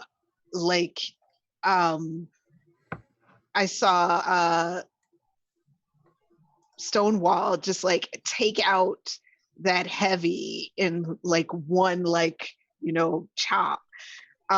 So I'm like, yeah, we can do this. So Artisan is going to storm, and I have a voidnetic for this also. You also have fear suppressor? I do. Oh no. That's 4 successes. Yes, it is. It's 4 plus 3 because storm automatically adds 3. Yeah. So 7 successes, and where are they going? That's 7 successes, and they are all going to go toward the other heavy, the war droid. All right. Tell us how Artisan engages this hulking monstrosity. Artisan has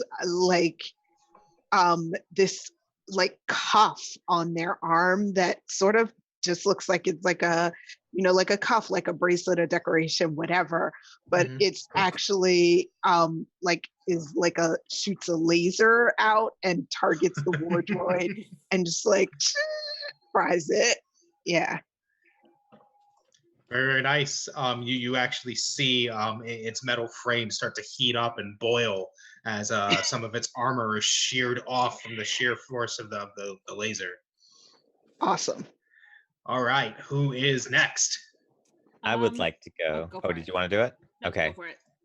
So I noticed that Stonewall used their passage, correct? Stonewall did use a passage. And Stonewall is my inspiration. And when Stonewall uses a passage, I am inspired. So I saw that thing that the Cosmic Mermaid did with the whole icicle attack, and that was so awesome. That Chime's just gonna get 5 successes. I'm not rolling any dice. Chime's activating Terminator mode, and their eyes go red. Their skull their skull resembles a human skull, but metallic, more than normal. And these huge, absurdly gigantic machine guns just come out of my arms, and I just mow down this offensive war droid that thinks it's all that, and it's not. And now it's nothing. It's just junk. Wow. Okay. So, that was a flank though, right? You're not exposing yourself to danger. Oh, that's right. Yeah. Technically, that was a flank. I stepped to the side. Technically, a flank. Yeah. Well,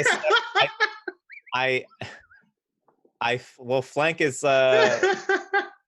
I mean, Artisan was already shooting the war droid pretty good. Did you shoot, Artisan? Is that what your weapon was? It was like a laser beam. You were laser beaming it, and I was just like, I wheelie over to the other side and just like machine gun all the bits that aren't lasered yet. Wow. Okay. That was intense. Terminator on wheelies, I should say. Terminator on wheelies. That's the differentiation. Piper, why don't you round us out here? Yeah, so she's real bad at combat, y'all. That's fine. Bad. But since her danger was reduced, she's gonna use her literal worst stat of Storm. Seeing that the two really big heavies are gone, she's just gonna go for it and try to storm forward with 3 successes. Oh my god, it's actually a really good roll. With her literal worst stat. Can I tack a talent onto that too if I want? You absolutely can. So let's see, that would be 3 successes plus 3 for the storm plus 3 for the talent. That'd be 9 successes. You'd almost take out a target. Yeah, let's do this. She's gonna use her energy projection talent to basically shoot a fireball at the combat medic. Yes. Okay. Combat medic not having a good day. Why don't you go ahead and narrate how this looks like? So Piper she starts out looking really terrified because that Imperial Vanguard did some pretty nasty damage on her, but then seeing her friends absolutely wallop the Vanguard and the war droid, she's like, cool, I can totally do this, and runs kind of into the fray a little bit and knows that the combat medic is probably a little more dangerous than they look because they can help their friends, and just reaches her hand out, and this like little teeny tiny spark of fire flies out from her open palm and lands on top of it, and in a huge explosion. Very, very nice. Yeah, the combat medic is definitely scrambling for cover, like their armor singed and like trying to get their gun to work, and it just doesn't seem to be helping them out at all. Who wants to go ahead and control our partisans, our 2 support allies, and either reduce one of you by 2 danger or give 2 progress on an enemy? That's a tough choice. The 2 progress, I think we could knock out the combat medic. Yeah. With that. Good. But Blush is kind of high on danger. Yeah. If Blush gets 3 danger, that's an issue, unless someone has Blush as a ward. I have a thing. Blush is my ward, and I have stuff. So let it happen. So then you get excited about protecting. Yeah. That's true. Right. Take out the medic. Don't worry, Blush, we got it. Yeah, we got you. You're cool. All right. Let's So take good care of you guys are using your partisans to take out the medic? Yeah. Okay. So they may not fight as well as you guys, apparently. They just shoot us first. But Katarn and her ally definitely follow up the explosion that Piper has caused, and lay in some suppressing fire in order to make the medic dive for cover off of the railing. And you hear a scream, but you're not sure exactly what has happened beyond that. But they're gone.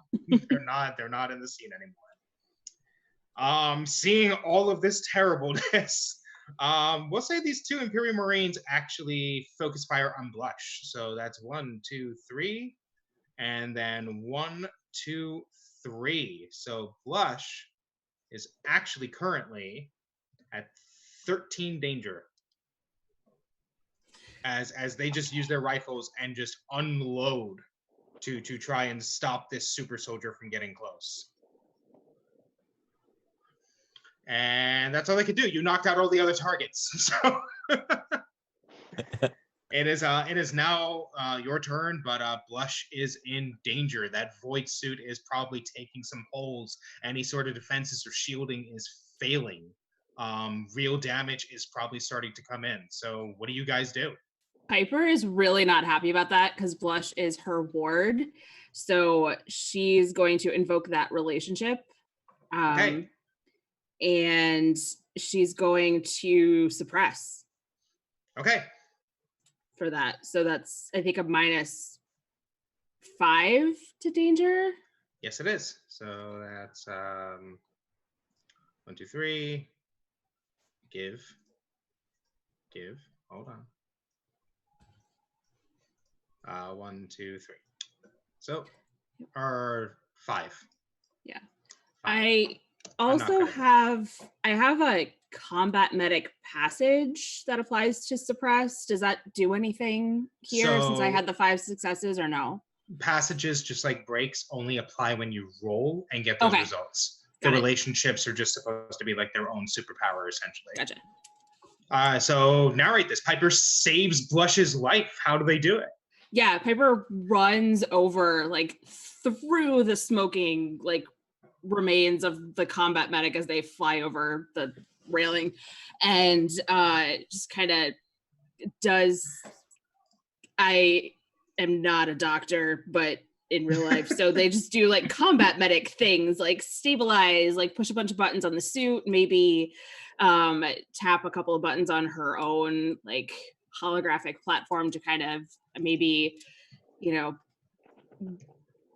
be like an episode of ER in 6 seconds right here. In 6 seconds. I like that. All right. She's a hologram. She's very fast about it. All right.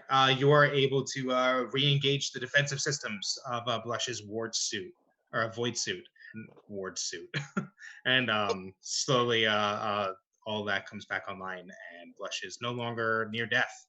But I believe we also still have a Stonewall with a relationship, and we have Artisan with a relationship as well, ready to go. So. And as soon as Artisan uses their relationship, Chime's relationship will activate. Did you not use it last time?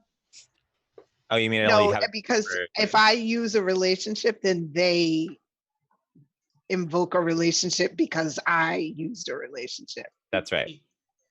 Unless it's I- only once per game. Well, no, it's only once until you guys get a relationship scene, until you guys get ship time to restore it. So you don't get your any okay. relationship I you didn't got. realize I've been That's why tracking. you have to I've click been the button invoked. Yeah. Right. Okay. Got it. yeah. I've been tracking them myself, but yeah, just when you guys use these, they're gone until you can use that relationship time to get them back. Right.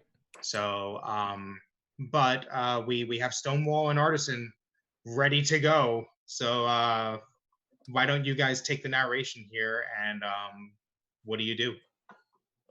I mean, Artisan is just rushing forward and targeting one of the remaining targets, one of the Imperial Marines.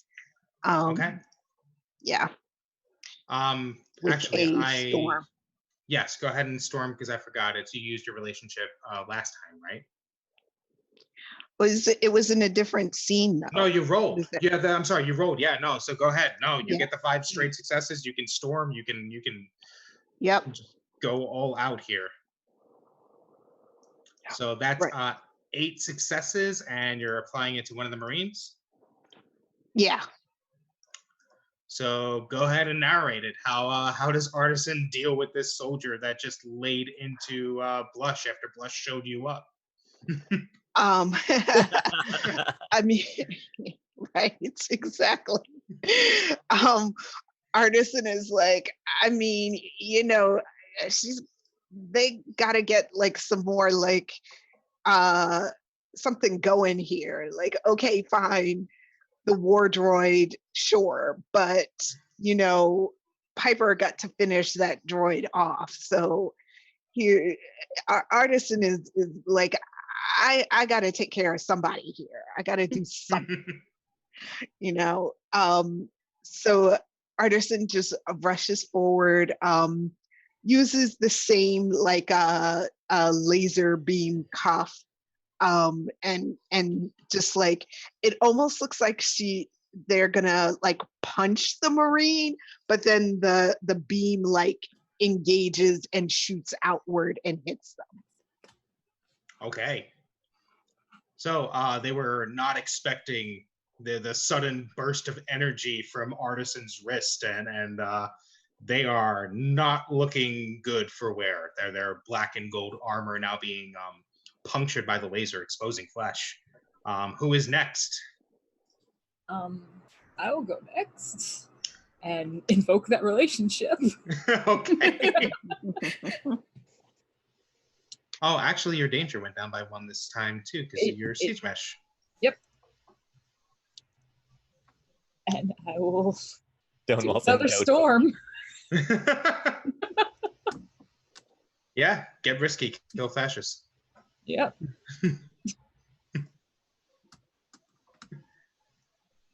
So that would be, that's the 5, 6. 7. And are you using your crush on blush in order to do this? Yes. Yes, so that's just straight up 8 successes. Are you applying it to the other Marine then to get them up a significant amount of danger? Yes, and because I also have fear suppressor. Does not count. Doesn't You count? have to roll it. Yeah, I have to roll it for fear suppressor. Okay. But this is just straight up 8 successes. And again, Blush bailed your ass out of the fire, and now these Marines were trying to kill her. Exactly. So what does Stonewall do? So Stonewall sees that Artisan she's got this other one, it's fine. So they focus on this unhurt Marine with their nice shiny vibroblade. And they don't quite, they're not quite able to finish them off because they're not freezing their armor this time. So it's like they kind of trade blows for a little bit, but the armor's wearing off. This Marine is not looking so great. The Marine is definitely losing this trading of blows. And it is all they could do to try and fend off Stonewall. And they look at their partner, and their partner is barely able to fend off Artisan. Who is left to bring us home? Me. And me. Oh, sorry. You want to go? I can if you want. Doesn't matter to me. I just know we're left this round yet. Yeah, do it up, Blush. I'm gonna flank one of these Imperial Marines. Okay.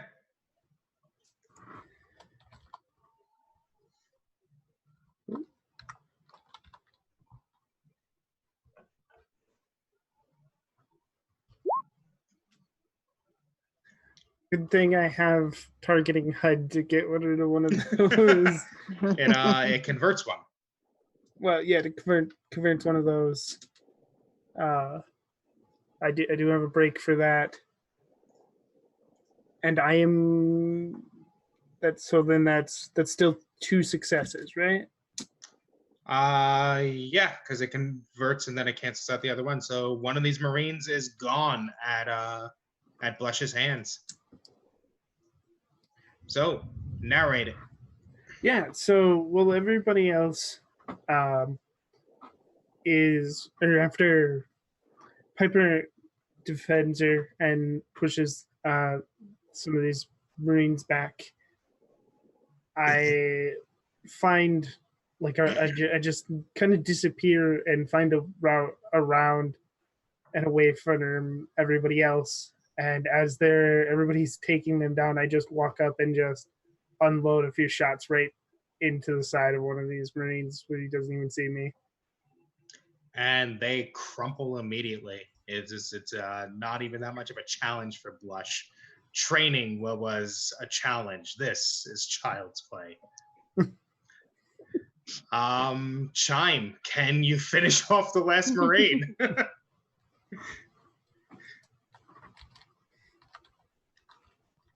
You're muted. I think you're muted.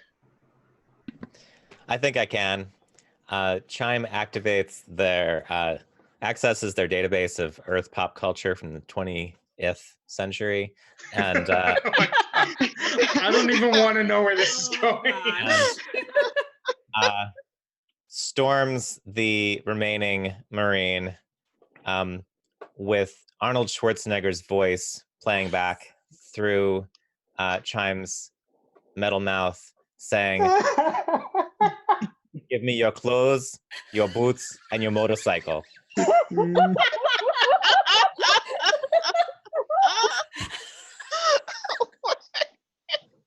And I got 2 successes. Perfect. Done. Oh my god. Oh my fucking god. Okay. Thank you to Max in chat for this line. It's your narration. Do they give you their clothes, their boots, and their gun? No. they don't have a motorcycle. This is a non sequitur. I then mow them down.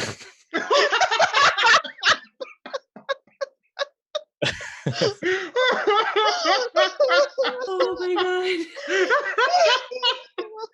There was no line in the movie that the Terminator said right before killing someone, so this was the next best thing. Yeah, I got this. He's a next best quiet thing. character.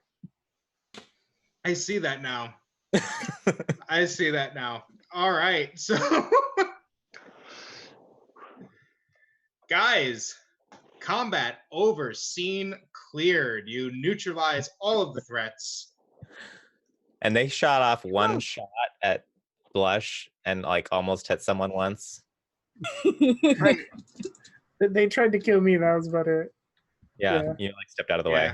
Well, you guys apparently are combat monsters, and I didn't realize this. 'Cause Terminator mode holy- off. Holy shit. Well done. Awesome. So, what we are going to do is after the last Imperial soldier falls, Kataryn and her partisan immediately rush forward with the energy converter towards the main reactor for the planetary shield. Sorry, And, point of order.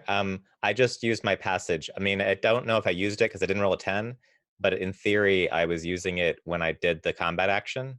Mm-hmm. So if I'm somebody's inspiration, they should have their crew relationship activated by that event. If that matters. Well, it'll because the scene is over. Those only count during the scene.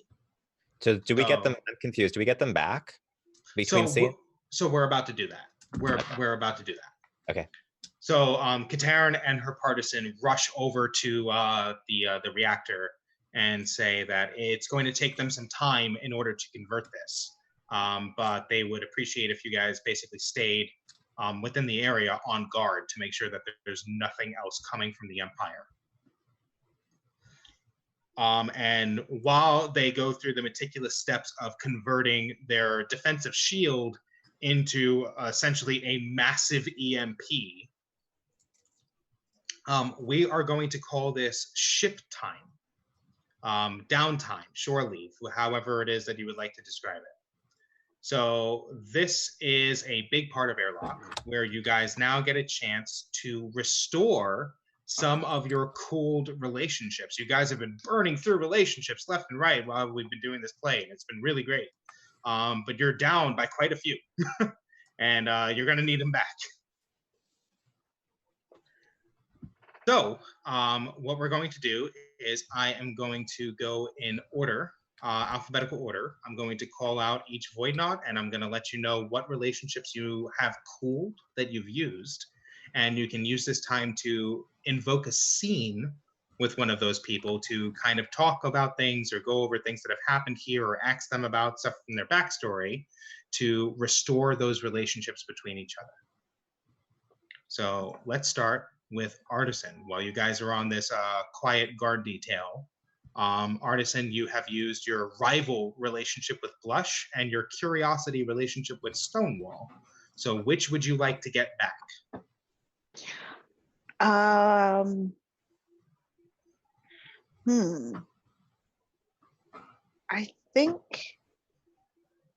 think I would go for Stonewall. Okay. So narrate a small scene of Artisan interacting with Stonewall and trying to figure out more about their curious nature and satisfy your inquisitiveness into them.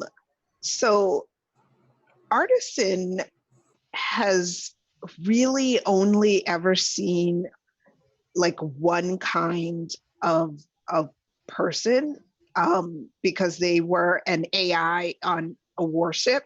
So they're only used to really interacting with like military personnel. And even Jen was like had a military rank. They were an engineer, but still, like Jen was more like their caretaker. They were the technical engineer, and they kind of kept Artisan running and all that kind of stuff. And because of the technopathy, they also had sort of a way to kind of do the like techie, computery, codey stuff part of it too.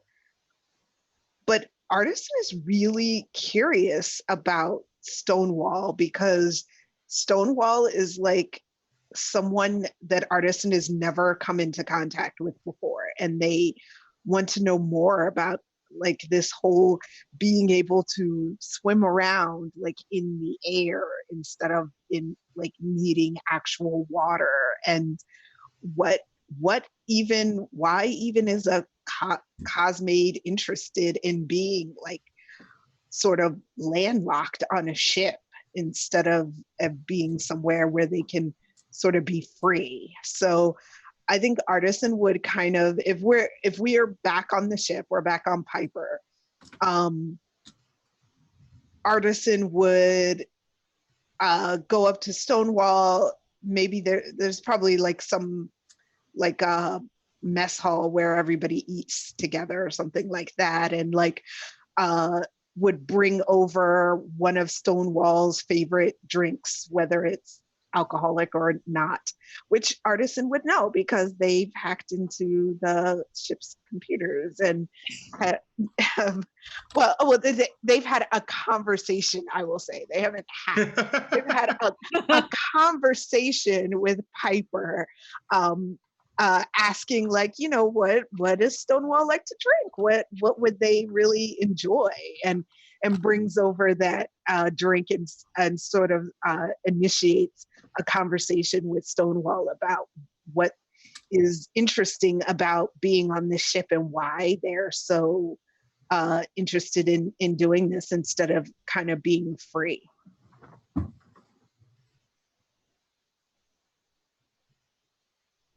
So Stonewall would very happily take the drink. It's something bright, like bright blue. It's fine. Totally not on purpose.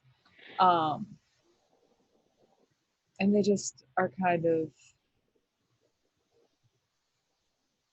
my people say they wish to explore, and that is why we swim the cosmos. But they don't want to interact with other sentient beings. And that just, I know a lot about the universe. I don't know a lot about people.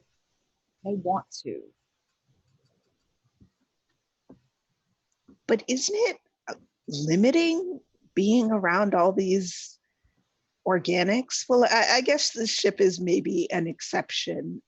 There's a lot more of interest here than just the regular skin people. But it's just, I don't get it. And that's like Artisan being like really truthful. Like they're like, I just don't get it. Like I wouldn't be in this body if it hadn't sort of been like my only choice to survive. You find this limiting because it is what you are used to. This is all new to me. Being around organics and less organics.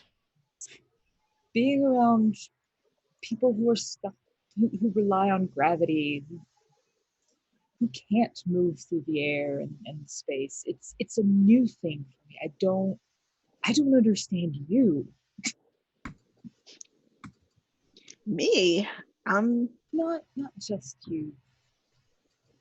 All of you.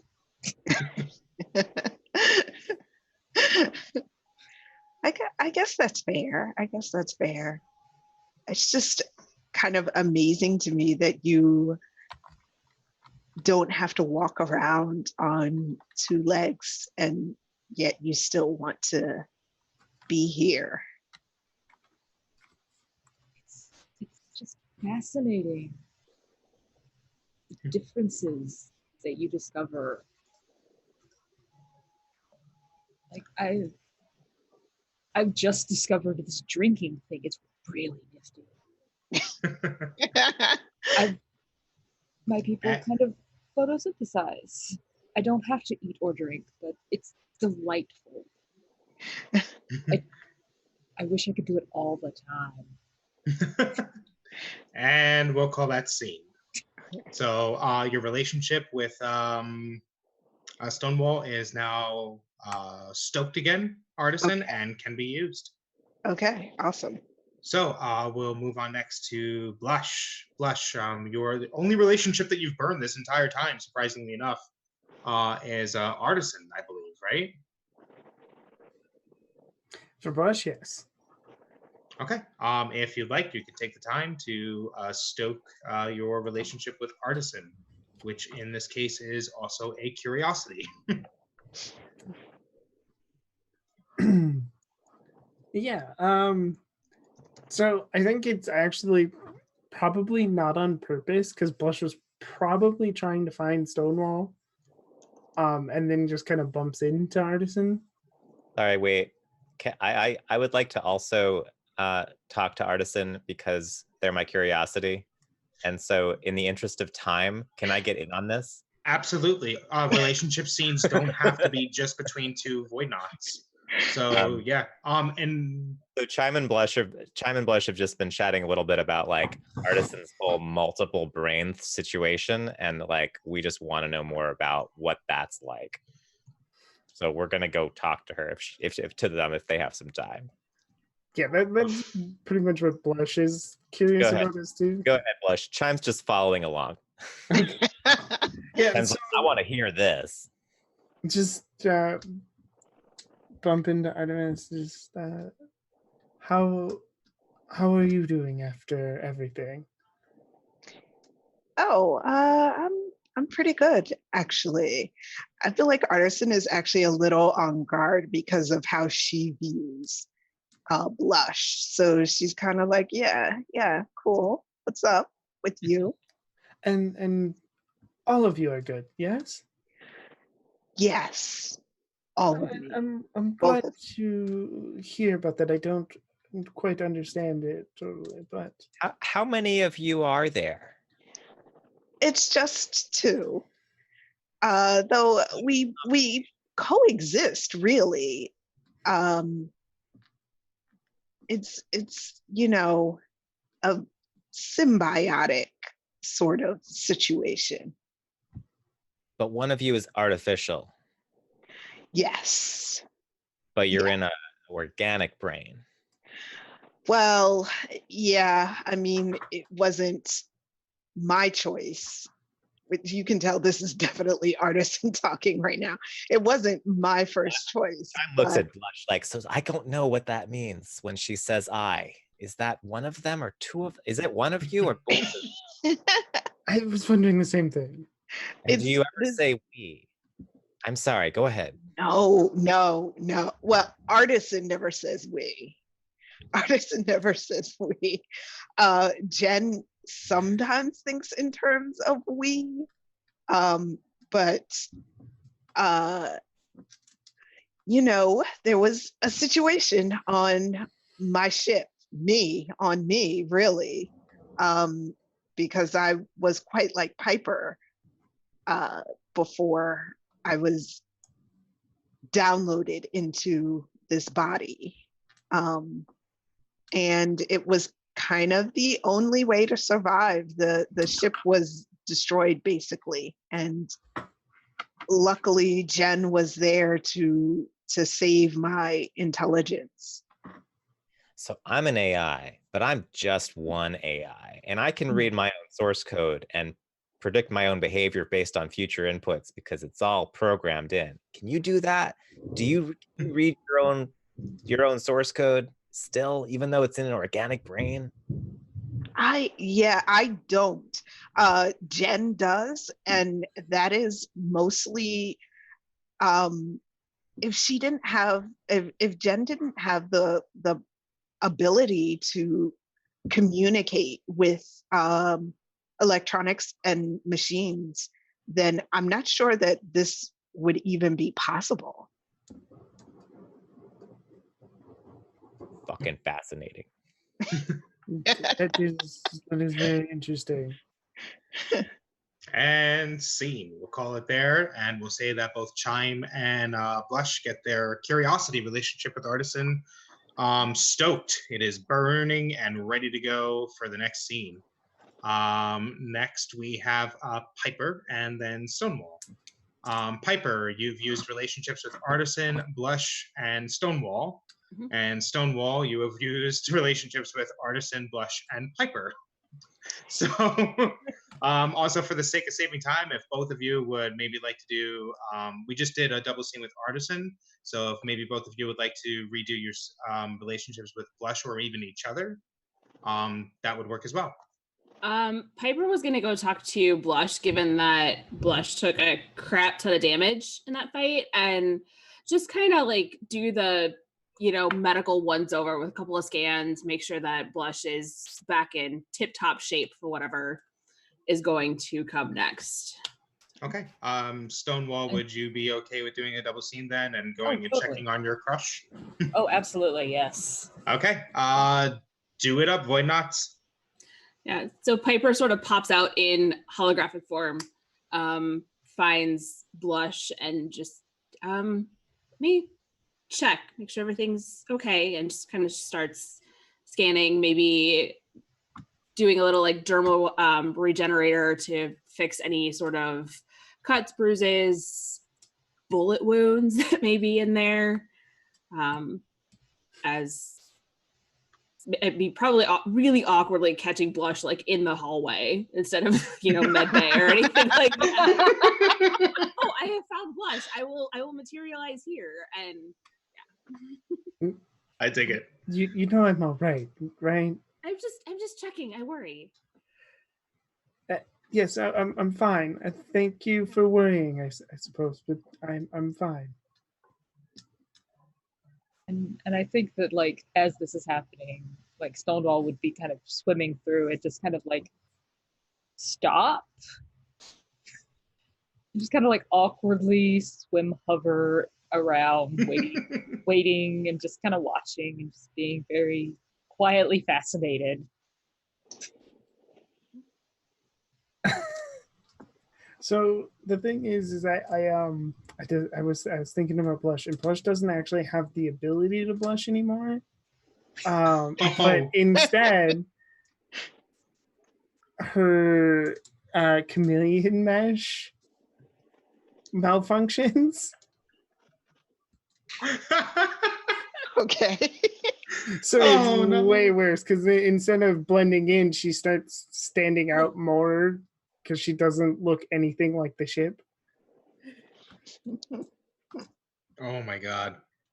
Piper, how do you react to seeing all of a sudden Blush is doing something really weird and strange? Oh. We might be losing a player. Yeah, I saw the. Yeah, Artisan just winked out. Oh no. Good. No. Hey, I'm back. Artisan, welcome back. All right. All right, Piper, you were saying. Yeah, so as she's sort of like just on the tail end of confirming that Blush actually is okay, and then this happens, and she just like goes back into like sort of like diagnostic overdrive with this. Like there's a lot, like she's like one hand is doing a scanner over Blush, the other one is like reading the diagnostic, and it's like what is happening? Are you okay? Are you okay? You're not normally that color. She like tries to make like ensure that she is. The fawning over with the Stonewall watching probably only makes it worse. Like she can't get it under control. But I'm fine. I promise. Okay. I'm fine. Okay, and one last reaction from Stonewall. Then it's seeing Blush kind of cornered by Piper, who was in super mega doctor mode. So the thing is, Stonewall doesn't immediately recognize or understand that this is something that is not functioning for Blush, because Stonewall can turn invisible. Changing things is normal, and it just happens. And they look like they're about to go up and talk to Blush. And then they just kind of stop. And they turn this like translucent blue color for a moment, and then kind of like swim away shyly. Aw, that's cute. Adorable. Okay, so relationship scene's over. You guys are able to restore some of those, which are going to come in handy. So we're running a little short on time here, and I want to get to one last exciting part of Airlock. So I am just going to speed you guys through this, okay? You get confirmation from Resistance Leader Katarn that the energy converter has been installed and they are ready to go. After a few tense moments of powering this device on, which is still experimental and nobody knows exactly if this is going to work or not, you see the planetary shield turn a very, very deep cerulean blue. Like it overshadows the sky itself, and then it expands and is gone from the atmosphere.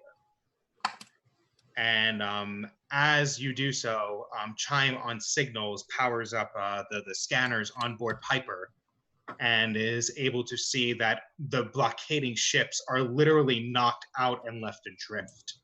The EMP works, and it disables an entire fleet all at once. Everything within the gravity well of Gavin is just now inert. Some of the ships even drifting into one another and crashing and knocking each other off course, sending them spinning off into the black. There's a huge fanfare on Gavin as people realize that the Empire here has been defeated. And people are already talking about how fleets from Arokin and Drowatin separatists are en route in order to help secure the planet, which is exactly when the warning alarms aboard the Piper begin going off. And very quickly you see that a destroyer, a large battleship, has entered orbit alongside a very small escort with a message playing down to all open communication channels as an Imperial Admiral dressed in the sharp black, white, and yellow introduces himself as Imperial Commodore Raylan Bram, who has noted a large energy disruption in this sector, notes that the planetary shields are down and probably won't be able to get back up for some time. And he announces that he is prepared to bombard the entire planet until it submits, unless they immediately surrender unconditionally.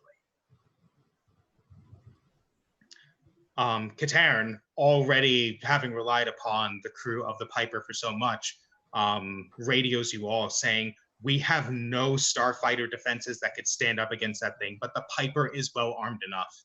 We have support forces on the way. Can you hold them off?" Yes, I can hold them off. Sure. we can and we will. Then star speed. Katarn says that at this point, all you'll need to do is disable that destroyer, and the incoming resistance fleet will be able to pick off the escorts.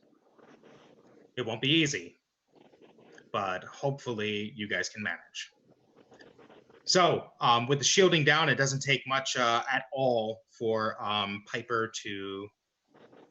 for Blush to get the ship back up and moving. You burn through atmosphere as fast as you possibly can until the blue skies give way to black space.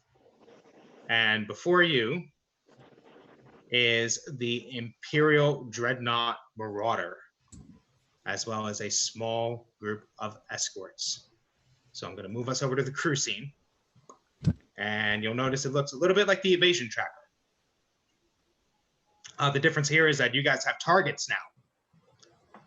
So, squadrons of fighters. For every 4 fighters present, I instantly add 1 danger to any of you if you guys score hits on frigate or the destroyer.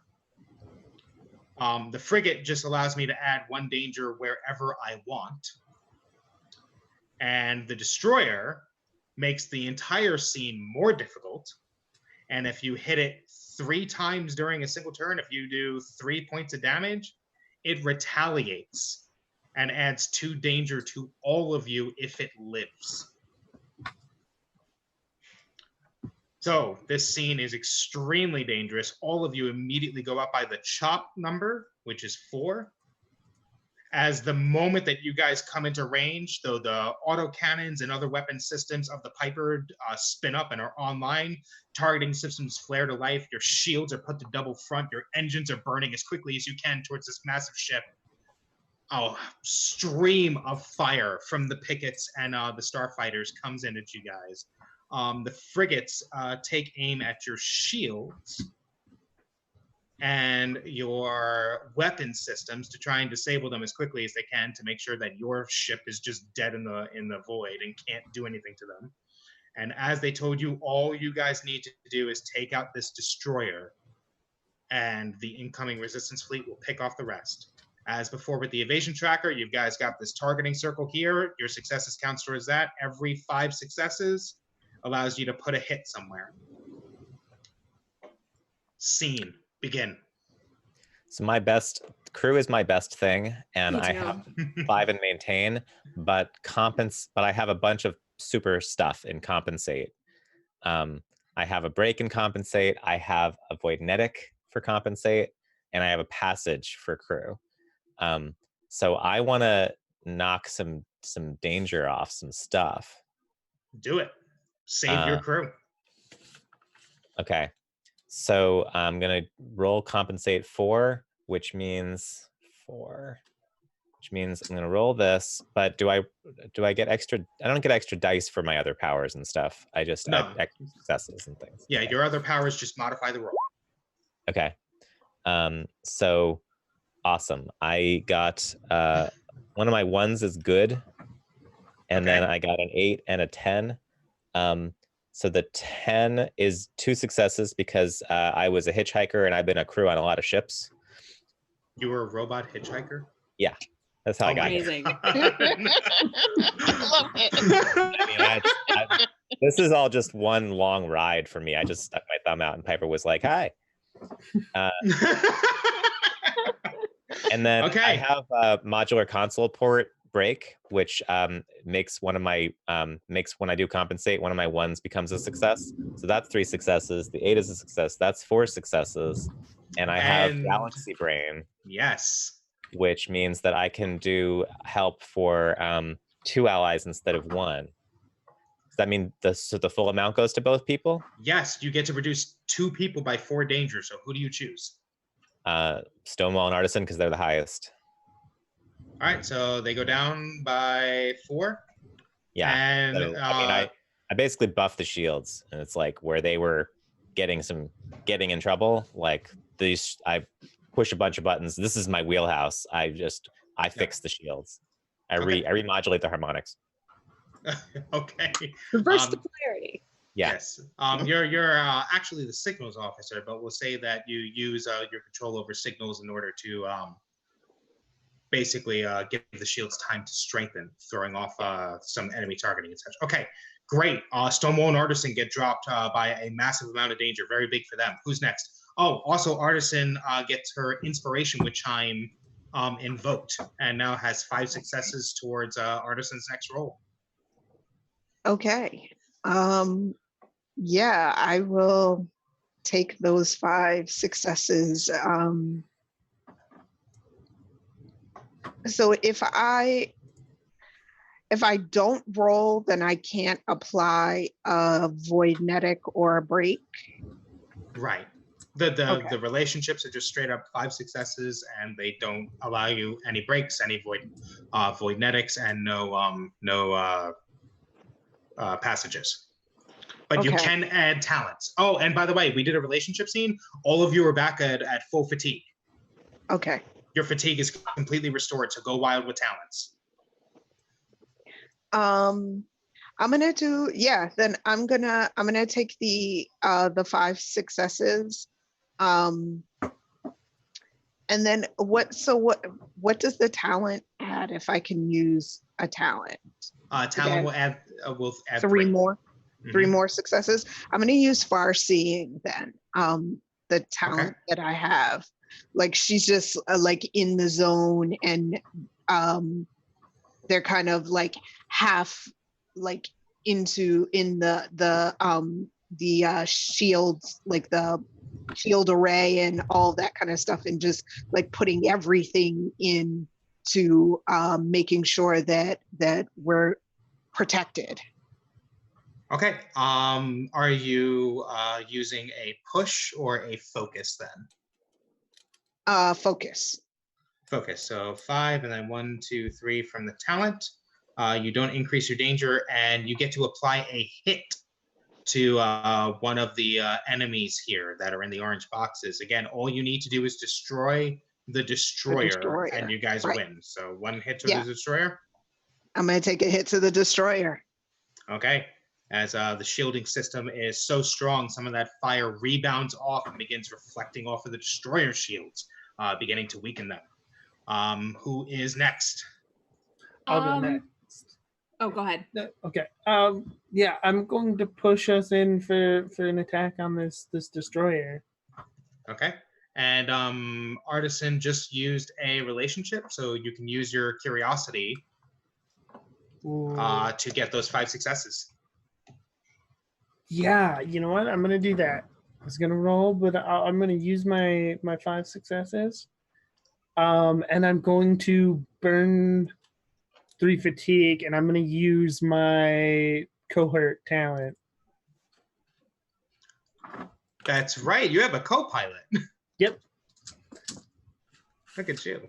And real quick, I actually forgot. The fighters, because a hit happened to the destroyer, the fighters redouble their efforts against your ship swarming over it, and they will actually add 2 danger to Artisan for having scored that hit on the destroyer. Okay. Okay. So go ahead, Blush. Yeah, so I'm gonna push. I'm gonna use the relationship to 5 successes, burn that fatigue for using my cohort. My co-pilot is Dura, just somebody I made friends with back in my days as a hyperlane raider, and I fancy flying to get in close, get around the fighters that are trying to double their protection and take more shots at the destroyer. Okay, you actually get 2 hits. What do you apply them to? Oh, I'm gonna apply both of them to the destroyer.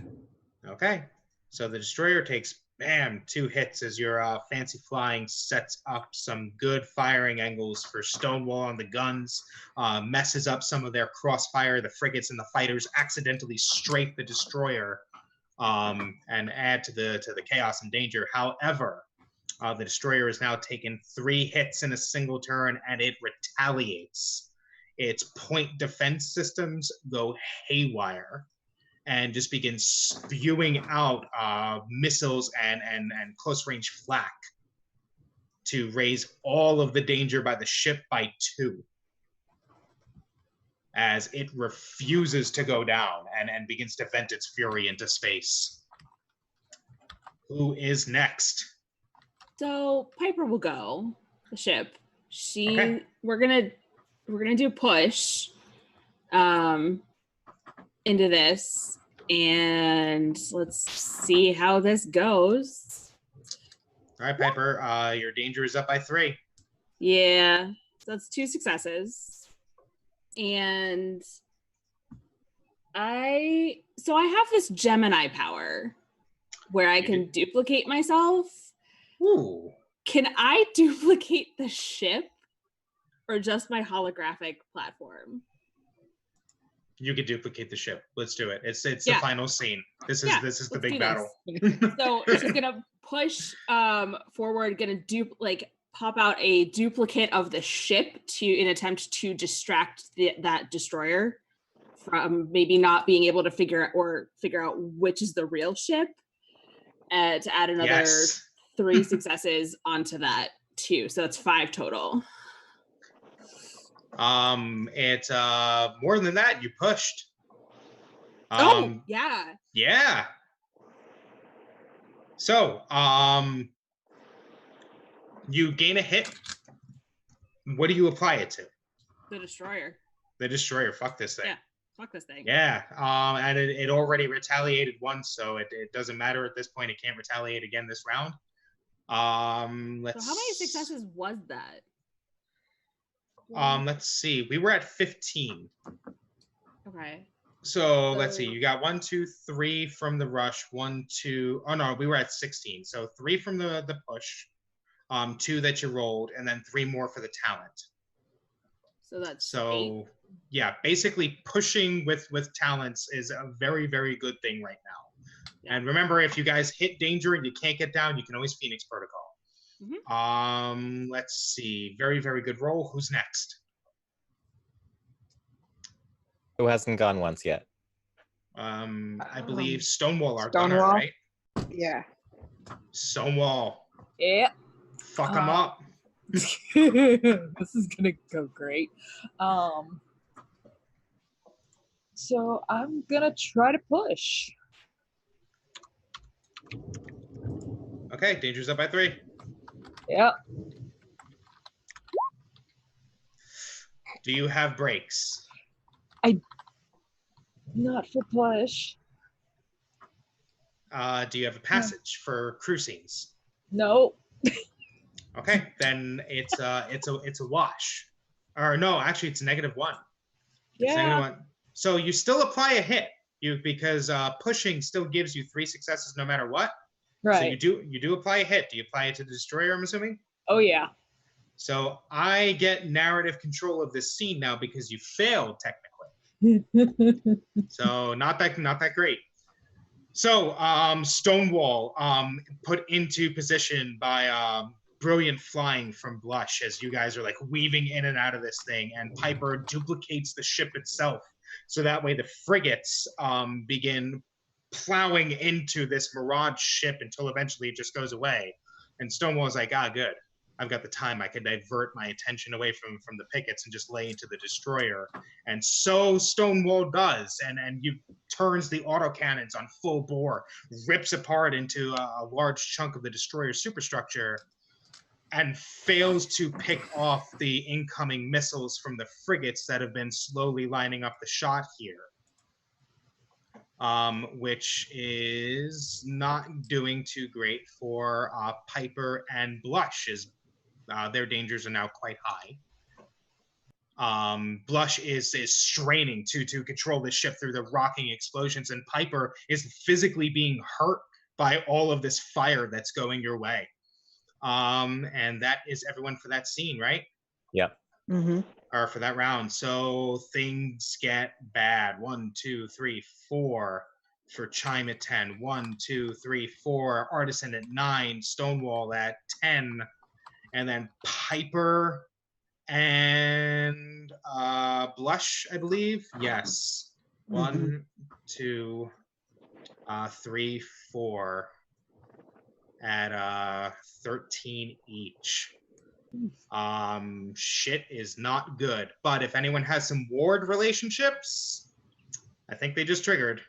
Yeah. Anyone who has Stonewall as a comrade also has that triggered, because I got no successes. That is true. That is true. Anyone who has Stonewall as a comrade, you guys also get that relationship invoked as well. Which, does anyone have Stonewall as a comrade? Nobody has Stonewall as a comrade. But Chime, Piper is a ward, and they are in danger. That is stoked and ready to go. Yeah. Mhm. So I can go. I kind of want to compensate again and get a couple people out of danger. Yeah, Um, sure. the but if I take the 5 successes, that's 5. Then my break won't help. My passage won't help. My galaxy brain will still help. Your galaxy brain does help, so it does reduce 2 people by 5. And if I use a talent like synchronicity, do I get more successes on top of the 5? One more time. If I use a talent, I get more Yes. successes. That's Yes. on top of the 5. Yeah, so it'll be 8. You'll reduce Yeah. 2 people by 8 danger. Yes.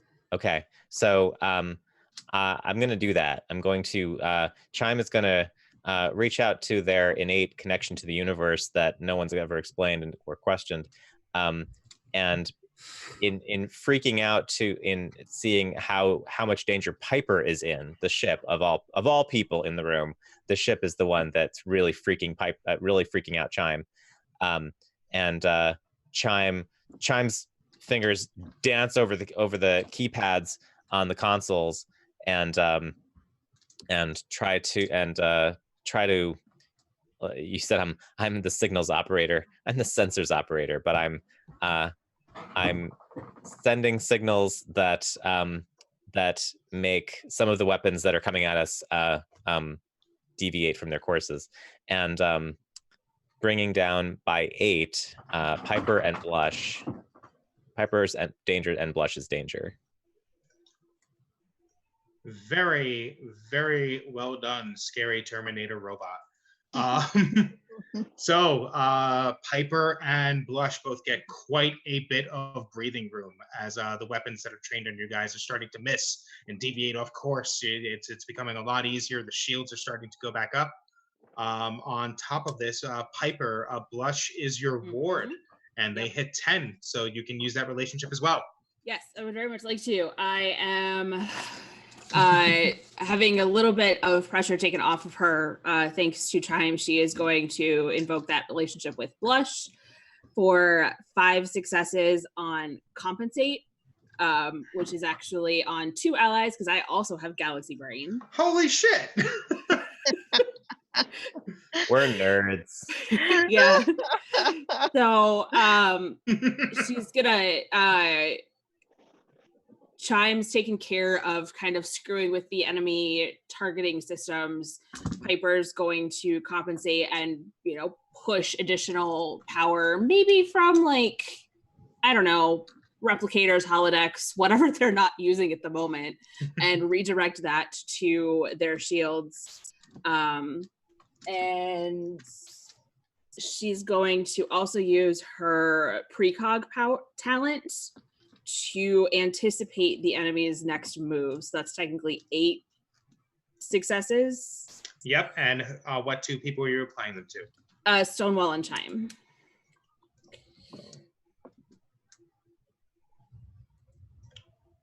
Okay. And danger levels are a little bit more manageable this round. Okay, who's next? I will take next. I am going to push again. This time, rolling. That is my best stat.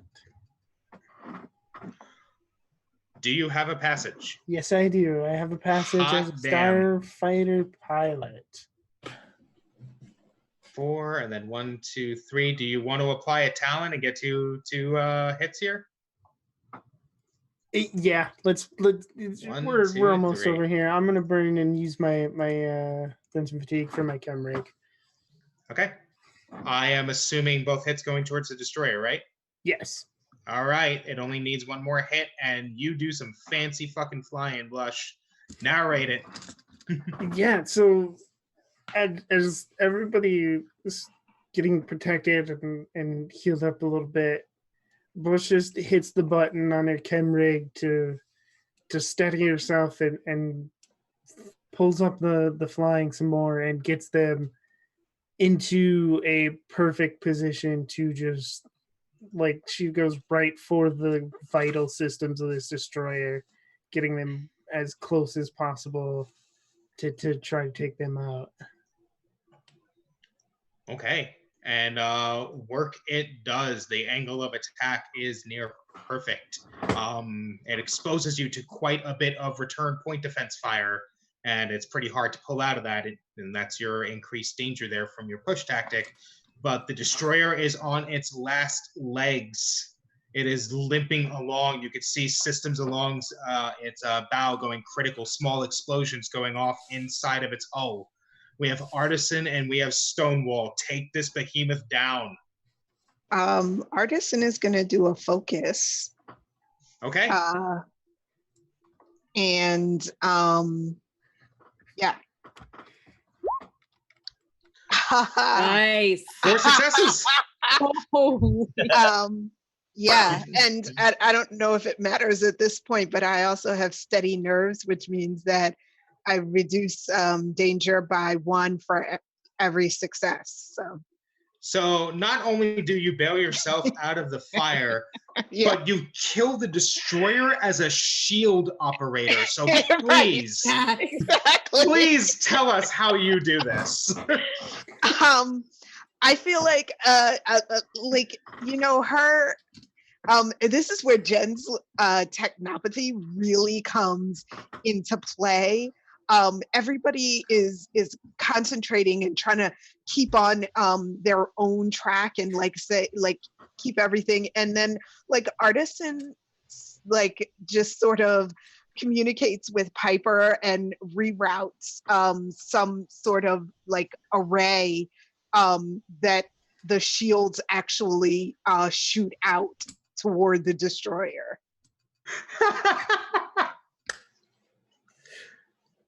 All right. Yes. We'll have it where the shields project that energy so fiercely that it bores through the bridge of this destroyer. It wipes out the command deck. Stonewall, you didn't get a chance to go this round, but why don't you take us home? Narrate the final death knells of this destroyer. So, just for flavor and fun, yes, as the shields are being used to batter this thing to death, Stonewall is going to use her thermokinesis talent to also make sure that the shields set the entire fucking thing on fire. They are very angry that this destroyer has hurt their friends and their ship and everything, and so they're just like, no, you're going to burn for this now. Good night. So through your communications through your communication bands, you can actually hear the warning klaxons of this destroyer as systems go critical inside of it. And Blush and Piper pour everything into the engines that they can, open up the throttle on the ship as much as possible to get you guys clear of the explosion as this thing tears itself in two as the reactor just explodes in a fury of nuclear fire.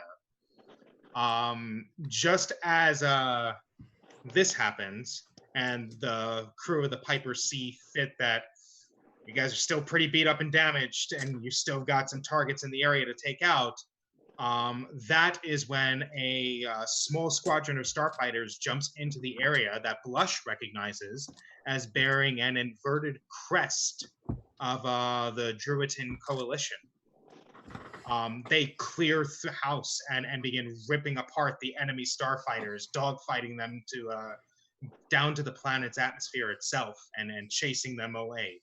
And Artisan notices next that a small group of gunships and corvettes jumps in bearing the insignias of the Arakan Planetary Guard. And they engage the enemy frigates, and it doesn't take long before their torpedoes and autocannons chew through their defenses and leave them nothing but drifting hulks. The battle for Planet Gavin is over. The crew of the Piper has played an overwhelmingly vital role in lifting the blockade from this desperate world, saving billions, if not trillions upon trillions of people from a horrible, horrible fate. And already you can see the payment being processed through your communication signals, as well as a very hefty bonus. More than that, Resistance Leader Katarn sends a message asking, you all wouldn't be interested in perhaps a garrison duty, would you? No, I think we're good here. Look, But we're not really job people. I need a nap. Then the message comes back with, then star speed, Piper, and good travels to you wherever you go in the void. And as heroes and saviors, the Piper turns its jump drives towards the next adventure and winks out of existence once again. And that's Airlock, folks. Yay! Well freaking done, crew. That was a very, very difficult scene at the end there, and you guys did fantastic. I am very, very proud of you all. We are going to be wrapping up here really quick, but before we do, I just want to give a very, very heartfelt thank you to all of the people that joined us in watching this today. Everyone who followed, everyone who subbed, you guys really just make all of this worth it. You guys are the heart of this channel. We love all of you, seriously. Remember, again, to come join us at our Discord. Welcome to the party. Please be sure to come and be our Patreon, and please check out our merch at So Nerd Wear. Be sure to use the discount codes that we provided earlier. And before we head on out, just go back around, and I would love to thank each of my players for joining me on this adventure. We are the first group to launch Side Quests, our one-shot series that will be premiering every single Monday night going forwards. You'll see some of these faces again, including my own, which would be pretty cool, I think. But we'll go in alphabetical order of character again. If there's anything that you guys would like to plug or shout out, please, now is the time. Starting with Artisan. Hello, I am Lily again. I'm Elise on Life on Twitter, and I am Lescribe on Twitch and Discord. And I do a lot with Welcome Party RPG. I kind of just found the community, and it is awesome. So I will be doing future side quests. I am in a regular campaign called Adventures in Agni, which is a all POC campaign that we do on Saturday evenings. And I also take part in 3V, which is Visible, Vibrant, Victorious, another all POC one shot that usually happens on Sunday evenings. And I also am part of a Star Wars actual play podcast called Misfits of Space. Very, very rad. Blush. hi, I'm Nerdy Teddy. You can find me on Twitter at Nerdy Teddy. Of course, you can also find me all over the Discord and all over the channel. I will be on SideQuest at least one more time, but I will be running a very special game Thursday nights, Millennium Nights, a Power Ranger inspired game. Is going to be at 8 p.m. EST, and they now have a very special friend joining them in Tex Rex. So come join us for that. Very, very cool. Chime. Hi, I'm Joe Sandow. That's my Twitter handle, Joe Sandow. I run a bunch of things on Twitter like Emoji Tetra, Emoji Snake Game, Picard Tips, regular Googling, and some other stuff. Star Trek Hour is tomorrow, where we talk about a Star Trek episode on Twitter. So go look at that if you want. And I'll be back here I'm on my Twitch channel doing programming and art and stuff. And I'll be back here for some more one-shots in the next few months, playing Paranoia and running Honey Heist with some of these fine people. Yes. Piper. Yeah, so I'm Sarah. I am at Cordelia's with an X because the other one was taken on Twitter. I will be in several side quests, including next week. I will be running a D&D one-shot, heavily inspired by the Hades Persephone tale and all the autumn aesthetic you can handle. With, I think, Dawn and Lily are both in that as well. So see y'all next week. And Stonewall. Hello, I am Michi. You can find me on Twitter at Michisaurus. Coming up in this new season at Welcome to the Party, I will be here on Sunday afternoons playing in our Legend of the Five Rings campaign, Steel Blossom Moon. It's great. I have a bow and I shoot things, and I also have a pet ghost. I will also be here on Thursdays playing Millennium Nights with Teddy, with Nerdy. Words are hard right now. I get to play a Power Ranger, and it's going to be amazing. And then on Saturday nights, I will be here with our Scum and Villainy game, Stars Asunder, which is being run by our lovely producer this evening, Fox Barrett. I will also be on side quests here and there. I'm going to be running the Paranoia game. I'm going to be in the Honey Heist game. I'm going to be part of the For the Prom Queen game. It's going to be great.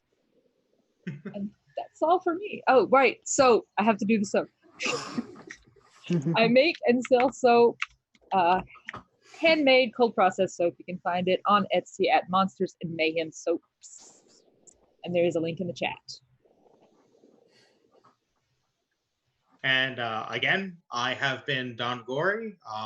As was stated before, I will be in the very next side quest next Monday, playing my Autumnal Eladrin and Servant of Iris. So be prepared for a lot of Greek stuff, a lot of rainbows. It's going to be fantabulous. I'm very, very pumped for it.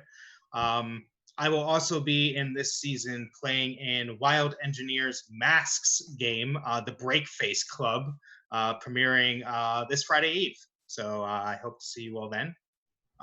Thank you, everyone, for joining us for the inaugural episode of Side Quests. It has been my absolute pleasure to be Game Master, and I love showing off Airlock.